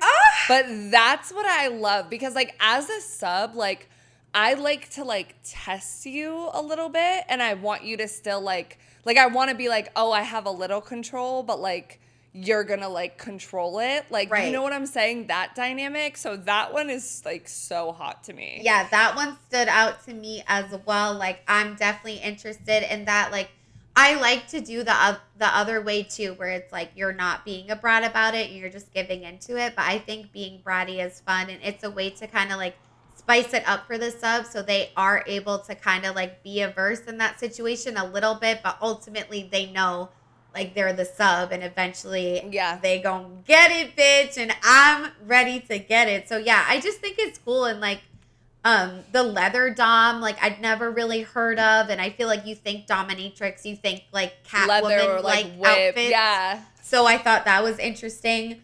And you know, the sadist dom too, like that's humiliation. So that's a big one for me as well, like that psychological pain. But there's so many. So if you guys are interested, we have, you know, all of our sources on the screen and everything. So definitely check out that article. But we asked you guys, what's your favorite Dom play? And 44% said controlling orgasms. 22% said slapping and hitting. 22% also said tying up or restraint play. And then 12% said verbal degradation.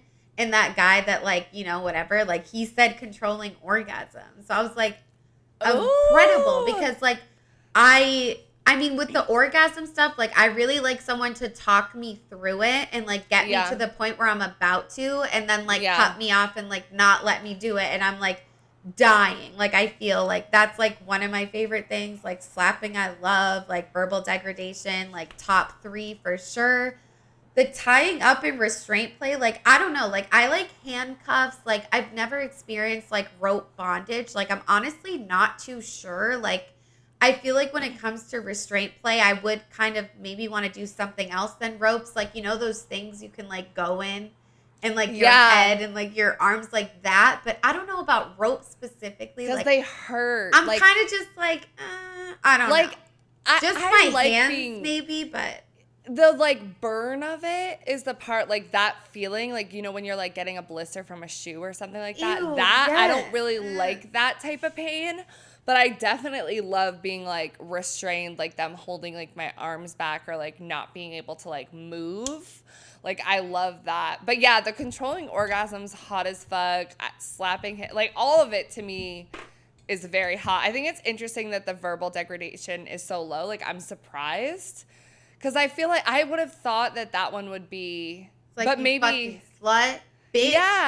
Yeah. I'm But surprised that's not bigger. But I think when it comes to doming, like, the only thing I've maybe been successful at, like, is some of the restraint stuff. Like, I've definitely, like, tried to, like, hold people back and, like, given, like, a good amount of my strength. But, like, that's really not even with, like, controlling orgasms though, because I feel like sometimes when I'm, like, sucking dick or whatever, like, I'll, like, go in and then I'll, like, pause and, like, you know, like, make them, like, want it more and then be like, go back, you know. I feel like I've been too much of a sub with men to do that. Like, with women, maybe.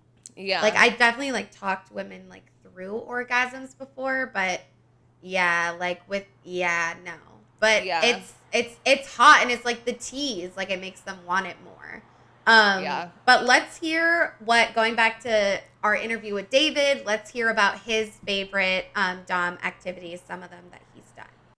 I have a few things that I love to do, and most subs have been successful at this. One is squirting and then me standing over and making her clean it up, which is the best. There was once when I got to pee on an amazing sub in the shower. So much fun. And then a move that I love is I'll have 2 water jugs full.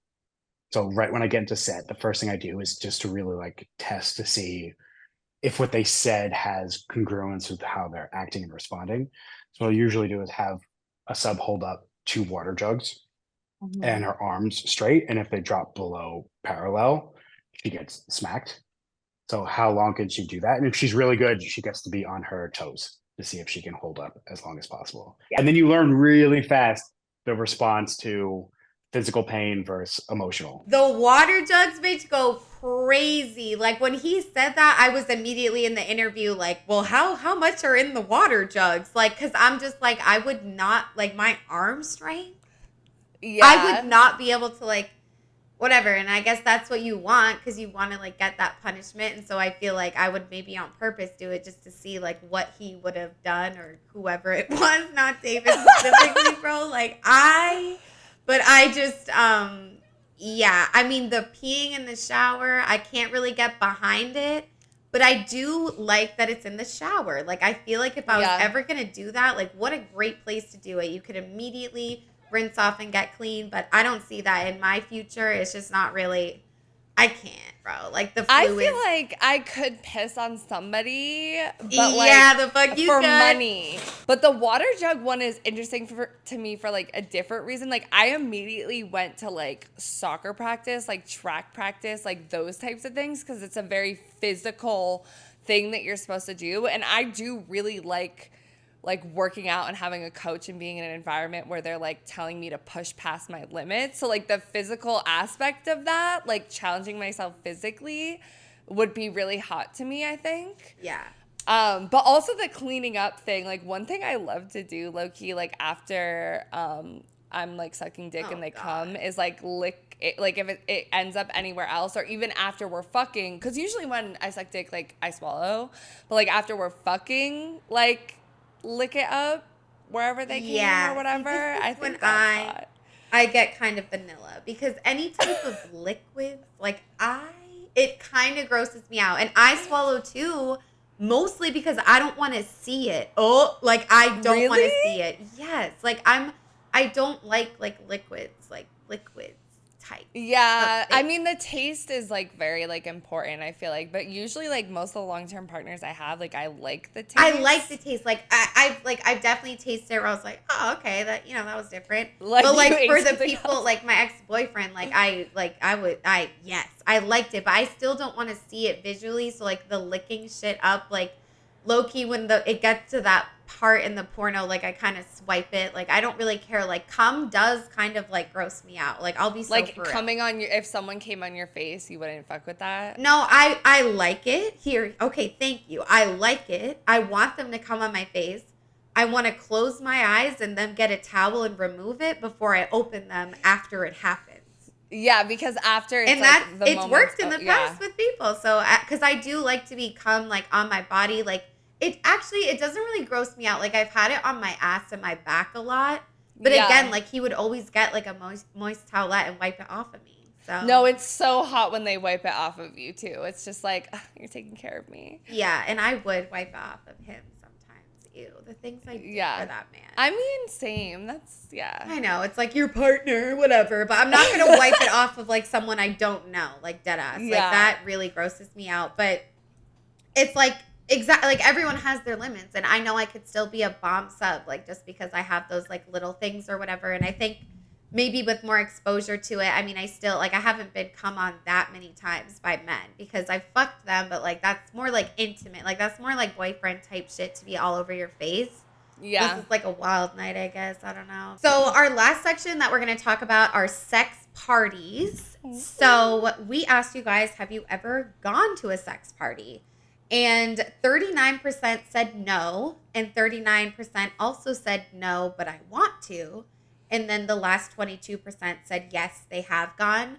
And Fiji and I have never gone before, but we definitely like it's something we're interested in exploring maybe, but also have like our reservations about at the same time, you know?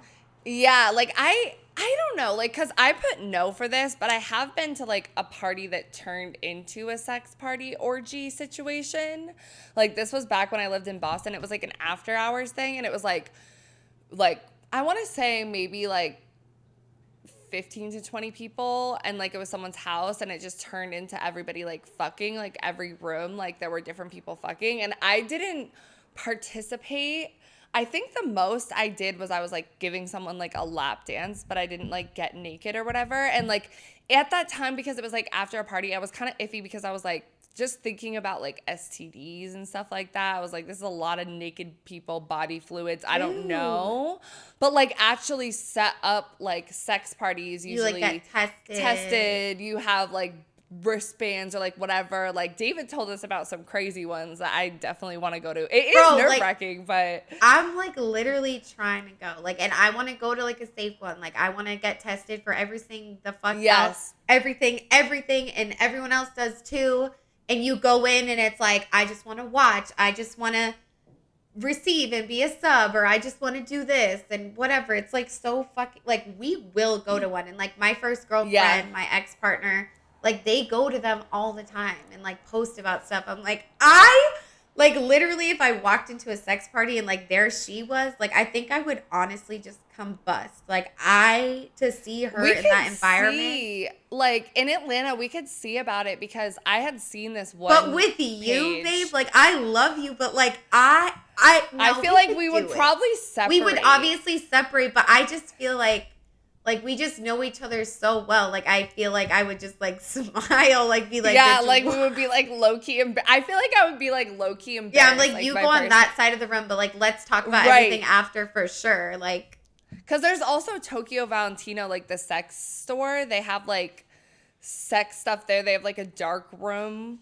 And like one of my friends had gone there and she said she was like mad uncomfortable because you just hear a bunch of people jerking off like in the room, but you can't see anything. Like it's a completely pitch black room.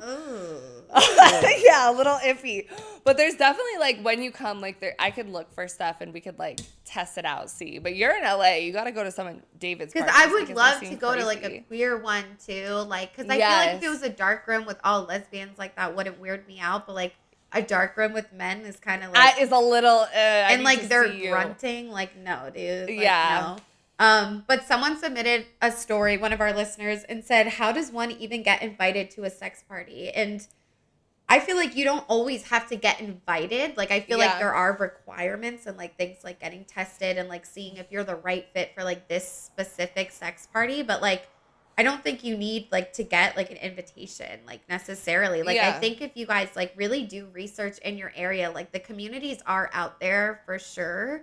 And again, like what we said in the beginning, like just making sure. And I think honestly finding someone online that maybe is like an influencer and like does this sort of thing. Like I feel like people like that, like I mean, even like David, like he invited us to one, he told us Yeah. about stuff. So it's like if you connect with people in the community, I feel like they will welcome you with open arms and like help you out, especially someone that's like influencing this and like making a living out of it. So but yeah, like I feel like anyone can. You just need to be careful about the types. There's obviously so many different types, and then also just like meeting the requirements. Like I'm sure some have like age or like gender. Yeah. Like I'm sure some are like, you know, women only or like only for trans people. Like I'm sure there's Yeah. a lot of that. And then there's some where it's like fucking anything goes. Free Like for all, and it's yeah. all good, you know? Because I've seen some on like Eventbrite and like I've seen some Yeah. come across on Instagram and like usually like it's always a little iffy because you're like, oh my God, like you see this event, like you don't know anyone going, like it could be nerve wracking to go like by yourself. By But especially yourself? if you're partnered, I feel like it'd be a really hot thing to do to just So go with your hot. partner. And you want to because you don't explore have to all- do anything. Like you could just watch the first time. Facts. But like you can like look into them because like on Eventbrite, I feel like if you search, like you can find them and then just like look at their website, look at their Instagram, like whatever, do your research. No, But I yeah. definitely want to go. Like, I feel like it would be really good for a couple that is maybe trying to explore ethical non-monogamy too, and like stuff Yeah. like that. And like, it's true. Like, you could literally just go and watch, you know, just to assess the scene. Like, there's literally no pressure, and like, you know, hopefully, like, and I'm sure a lot of the time it rings true that no one in there is gonna want to do anything unless you're fully into it. So it's like no one's pressuring you. Like, it's all good. And I think people get so many different things out of these experiences, which makes it really Yeah. cool too. Like not everyone is there for the same thing, but we're all able to like be pleasured. So we definitely asked David about his sex party experiences and such. So let's play that clip. So we go to them at least once a month. Okay. Awesome. We went to one last week. We're going to one again on Sunday. It's becoming more and more prevalent. Each party's very different. It is another world that you step into. Your phone's gone. Everyone's dressed in a certain theme. There's a different theme every time. You're in this mansion in the Hollywood Hills or somewhere very nice. There's always a lot of, drug usage, and everyone's very open, and it's just a completely different energy. You're almost in this fairy tale dream-like space where anything and everything goes as long as there's communication. Yeah. The most recent party we went to is when we finally had our first hold up, I'm not okay with this. It took us 6 months to start releasing each other. We're very on top of each other. It took us a few months to figure out how to play with other people. And there's something that happens when a dom sub relationship, and then you kind of lose that dominance when 2 or 3 or 4 other men are trying to get in on, this thing that you feel like you're protecting. So I've been talking to a lot of other men who are in the space. I'm like, how do you reframe? How do you take your mind away from that like inherent jealousy and ownership, which is a very old world thing that I think we've all kind of been brought up on, which our women are kind of like owned and made to be held tight and protected. It's been hard. It's been difficult. The the feedback that I've got a few times from some really amazing people are one's a very dad perspective, which is like someone's having sex with her for the first time, like see it through their eyes. It's almost like they get to experience her for the first time, which I think is amazing and beautiful. Um, Another one is like she's just her own person doing what she wants to do for her own pleasure. And we each have our own kinks and she gets to explore and push those boundaries and push those walls and see where they go. Um, as long as we're both on the same page and communicating about what is good and what is bad. Because, you know, inevitably, the deeper you get into that world, the more it becomes easy to slip and to get into a tricky place where someone can feel really hurt. I'm so lucky that she is insanely emotionally intelligent and physically intelligent and incredibly aware. And she knows where the limits are and where they aren't. For me, it's actually oddly enough, she's helping me. How do I pick up girls and like women? Because I'm just kind of like sitting there with like friends hanging out and like talking shit in the corner. Like, look at that. But I would say the best moment was 2 parties ago. There was a security guard watching, and he was watching me with my fiance and another woman, and he kept calling me the champ. He was like the champ. And I was like, this feels good. I like this. I think the first thing that he said, or like second or whatever, about like him and his partner is like very real. Like we said, like go with a partner, but that's like a journey. It's a learning journey. Like I know like jealousy, even in ethical non-monogamy, is like a super big thing. Hello. And it would be awkward, like you said, even us going as friends, like the whole experience is awkward. And then going with your partner, like maybe if you guys haven't watched porn together, I would suggest doing something like that first before you do that. But like, I don't know, like it's a whole different environment to like see them in. Yeah. And it's way more than just a threesome. So it's right. like, Yeah, I kind of take it back with us being awkward though, because I feel like we obviously would do our own thing, like as opposed to like what everyone's thought. Like we don't want to fuck each other, so like I feel like I would just like honestly be like, damn, like my bitch is like getting some, like I'm so happy like, for her. It wouldn't like be different than the strip club, like you know what I'm saying? I know, I'm We've like, because been we did shit sexual like around each other and like hooked up in the same room. I feel like before, Yeah. So it's like I don't think it would be like that crazy. Yeah. But the part at the end too, where he was talking about how someone was calling him like champ or like something. I know. The security guard. Yeah, I had seen this like TikTok of this woman, and she was like, whenever you call a guy like big dog, like they get so hype. And she like tried it with her coworker, and didn't you see that? Did I send it to you? Probably, yeah. It was so fun. Like he was like, oh, I'm like big dog. Like he was like so happy, but like that kind of like that praise, that positive reinforcement, it just made me think of that. But like, yeah, it's cool. Like you're having like, you're getting like the validation of like other people. Like you're like turned on by all this different stuff going on. Like it opens your mind. Like, no, like I really want to go, and like knowing me, I'd like want the security guard working like dead ass. Right. But yeah, I don't know. And the way he was like Hollywood Hills, like a really nice house. Like I literally live in LA. Like I could go. Like I just feel like I don't know if I'm like ready. Like I'm like, I want to go to a party that like is not like for all first timers, but like welcomes first timers. Like I don't know if that's a thing, but like that would be cool. There's probably levels to it. Yeah. Like you're a beginner. And I would go alone. Like honestly, out of all things, like I feel like going to that alone, like would be fine, but maybe it is just like because like the past sex worker in me, like I just feel like out of any space I'd way rather go to that alone than like a fucking frat party in college. Like, you know, like it's like, just like we're comfortable. Yeah, I feel you. Like I feel like part of me would be like intimidated about going alone, but like at the same time I feel like I'd feel more free going alone. And like once you got there, like going with you, because like you're my least judgmental friend, or like one that's gonna be turned off by things, or like be like, oh, you shouldn't do that. Like, you know what I'm saying? Like I feel like you really need to go. It's okay if the other person isn't as like open to things as you are, but like they need to not judge you. Like you shouldn't feel like, oh, when you leave this amazing nice space, you're going to debrief with them later and they're going to be like, oh my God, I can't believe you did that. Like it shouldn't be that type of vibe, you know? Yeah, like how Fiji doesn't like fingers in her ass, but like I do. I like a thumb pressure. Bro, but, like, the thumb fingers pressure is everything Yeah. to me. Yeah. I don't like, bro, it's honestly kind of off brand for me, but like I do really like it. Like I can't help it. But we obviously like explained to David what our podcast is. So we asked him like if he had some sort of wet tip for you guys when it comes to doming. So we'll play that clip. My thing is always negotiation and talking and literally spelling out what can be done and what can't be done. Like I make it a point to sit down and say, can I spit in your mouth?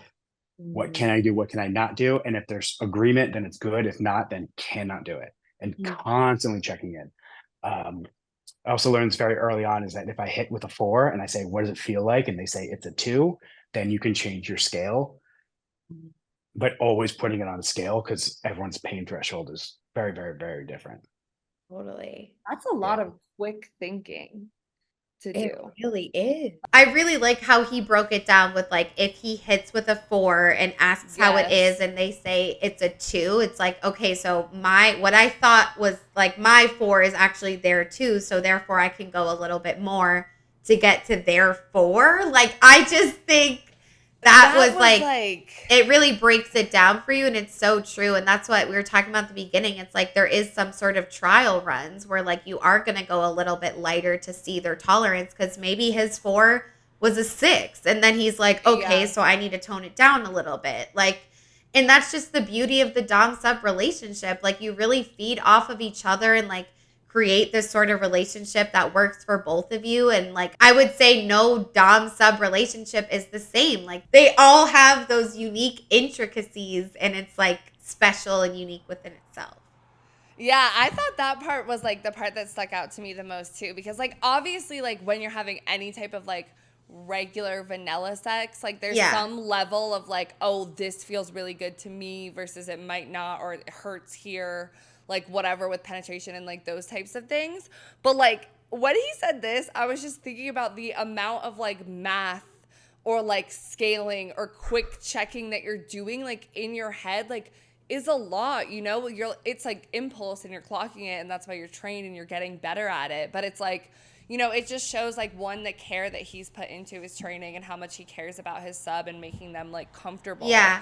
And like the best experience. You know? It's like that tennis match of like feeding off of each other. You know, you can see from him, it's like negotiation is huge, checking in is huge, and like constantly checking in. Like maybe today someone's threshold is a 4, but tomorrow it's a 5. Like we're always changing as humans and like our circumstances and our environment. So it's like it's not just a one and done. Like it's a constant check-in, like probably per session or just, you know, in general. So but we just want to say, like, seriously, thank you so much, David, for giving us the time and just getting to know you and being so vulnerable and open about just your identity and how doming has been for you. So we just really appreciate you. We hope you guys liked this interview that we did. So we are going to play a promo clip, just stuff that David's working on, the companies he has, so you guys can check out what he's up to and where to find him on Instagram and things like that. Yay, thank you for the opportunity. It's like, this is a long time hobby that I love and appreciate. And it's nice to get into that space outside of my normal 9 to 5 to, you know, exist in it. That's what we say constantly. Exactly. Yeah, because sex is fun and should be open. And there's like so much weird trauma and displaced energy around sex. And that's what, I mean, these parties are amazing because it's open and it's mutual and it's consensual, and it's like a pee going into a hole or a finger going into a hole. And like, that's it. Working on 2 projects. One is we make shoes from unused sex toys, which is a fascinating experience to go to the facility where they make sex toys. Just seeing the look in everyone's eyes, it's just like literally dicks everywhere. Everything is very serious. Like we had a meeting there once and it was like come question mark, and it was on a post-it note that was like a very important note that needed to be dealt with. Um, so we make the shoe, and I think that got us very deep in the adult space, which I think is amazing and incredible. And it showed me a lot about the value of not being a shithead in that space. There seems to be like a lot of shitty people in the adult space, that people, there's a need for help. So another just shameless plug, I found a company that creates a scent out of deforested tree particles, so it creates like the wood smell. So we started a body wash company called Laurel Bathhouse. The first scent is called Morning Wood, MOURN, and then we have Cuffed, and Riley Reed is doing one called Nudie, so it's like skin smell. It's going to be at Urban and Forward.com next week, and then working on a very interesting project with Shaquille O'Neal and Kinky Rabbit. That's the party that we go to. Working on nanized dick pills, finding a way to do like Viagra, Cialis, in a nanized. Yeah, to nanize the particle of it, so it's in a Listerine strip. So you just put on your tongue instead of having to like So wait it's for like the chemical. discreet too. Oh my God, I love that. Yeah, but a lot of it's around women's health and prescription. It's RX in vending machines. That's going to take some time, but Doc Johnson's behind it, and they're amazing. And just trying to get the Stormy Daniels meal from Dictators up and running. She hasn't got back to my emails yet, but called in a few favors. My Instagram's David_RIGF. And if anyone wants to hire me, hit me up. All right, so let's wrap up the episode as we always do, talking about what we're wet, dry, and still a little bit confused about the topic. I'm wet, first of all, about just having David on the podcast. It was really cool to hear like firsthand experience and like in a conversation back and forth. Like we always bring in the Reddit stories, listener stories, but being able to talk to him was really cool. I'm also just wet about learning about all the different types of like dom sub relationships and the different like sex acts. It always feels Right. crazy when we say that There's you do. so like, much. There's so much. And I love like the brat stuff. Like that is my biggest, like I want to Yeah. bring more of that into my sex life. Like I feel like I've done like baby brat, baby dom sub bratty tendency stuff, but like when my man comes over after this, like we're gonna talk about that. So but yeah, how about you? Bitch, I know, like I'm definitely wet. Like this was like our first interview that we like brought to the podcast, so like definitely monumental for us. And like I love that we were able to, instead of like reading all these articles, like we were the article, bitch. Like we were the source. Like we really, interviewed this amazing person that was like so willing to be vulnerable with us and connect. And it was just awesome. And it's great to just hear firsthand. And I think like all of the stories, like the Reddit stories, I'm super wet about, like the misconceptions and people fighting against that. Definitely the brat tamer dom stuff too. Yes. The humiliation piece. Like I love the differentiations between emotional and physical pain and like breaking that down. Like all the boundaries, like how beautiful the BDSM space is and how they're able to cultivate these unique, beautiful relationships that are super hot. So it's a whole lot of wet. This is a big wet motherfucking episode, guys. Yes. For dry, I'm dry, I guess, about the men with the thinly veiled like hatred for women or whatever, as David put it. Like he put it really well. Dry about that because it does get confusing and it's hard to know like when you're meeting someone for the first time and you're like, oh, I like BDSM, they do too, but like where it's going, and especially like the whole porn stuff with like anything where it's like an opportunity for men to like degrade or humiliate women in a way that's not like behind the best intentions, because it's like we can be very wet about that stuff and it can make us come like hard as fuck, but it's also like when it's taken outside of like this safe space, it's a little scary. Yeah. So that makes my pussy a little dry. Yeah, mine's kind of the same thing. Like it sucks, like because even David said in like some other articles, like the person in Montreal BDSM, like there's a lot of not sensitive male doms, and a lot of men that actually do hate women like might fall into this because they want to control women, and it's really scary, and it sucks that a lot of people are turned off to the community because of that. We Yeah. all know the safe spaces exist, but there's predators everywhere, and they try to weasel their way in every Yes. space. So that part is definitely super dry. And yeah, just like the gender dynamics piece, and we didn't touch on it a lot, but it's like, why are there so many more male doms than female doms, like statistically speaking, and all that sort of stuff. Yeah. Yeah, for confused, I guess I'm still a little bit confused on like where I stand as far as like being dom versus being sub. Like I do think I like trend towards more sub with like the brattiness. But like I don't know, like I do want to explore like being dom more, and like especially if there's like financial reward with it. Like I'm confused about like where I can like explore that, like get training. Like I know like I definitely want to do more research after this episode because it was really like eye-opening for me. But also I'm confused about, I guess, like the ways trauma plays in. Like I think we addressed it really well with some of the stories that people shared, like David, and then also that Reddit story.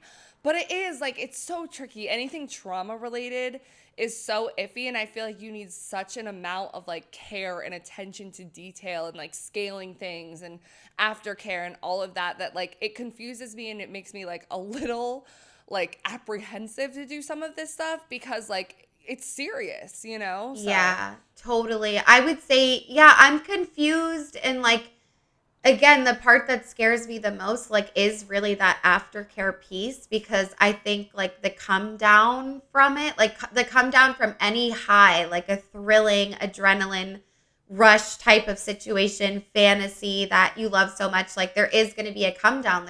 There's a come down after like really good things, like literally like post concert depression, like but obviously this is way more intense, but it's in that same vein. And so that part scares me a little. And I think I'm also just confused. I want to learn more about the exact training. And obviously this was basically about DOMs and dominance and all of that. But identifying more with the sub, it's like, I am curious to really, like, I want someone to spell it out for me. Like what does that training really look like? Because if it's something I'm ever interested in, definitely interested in the sex parties though, bitch. We gotta make that happen. Gotta go.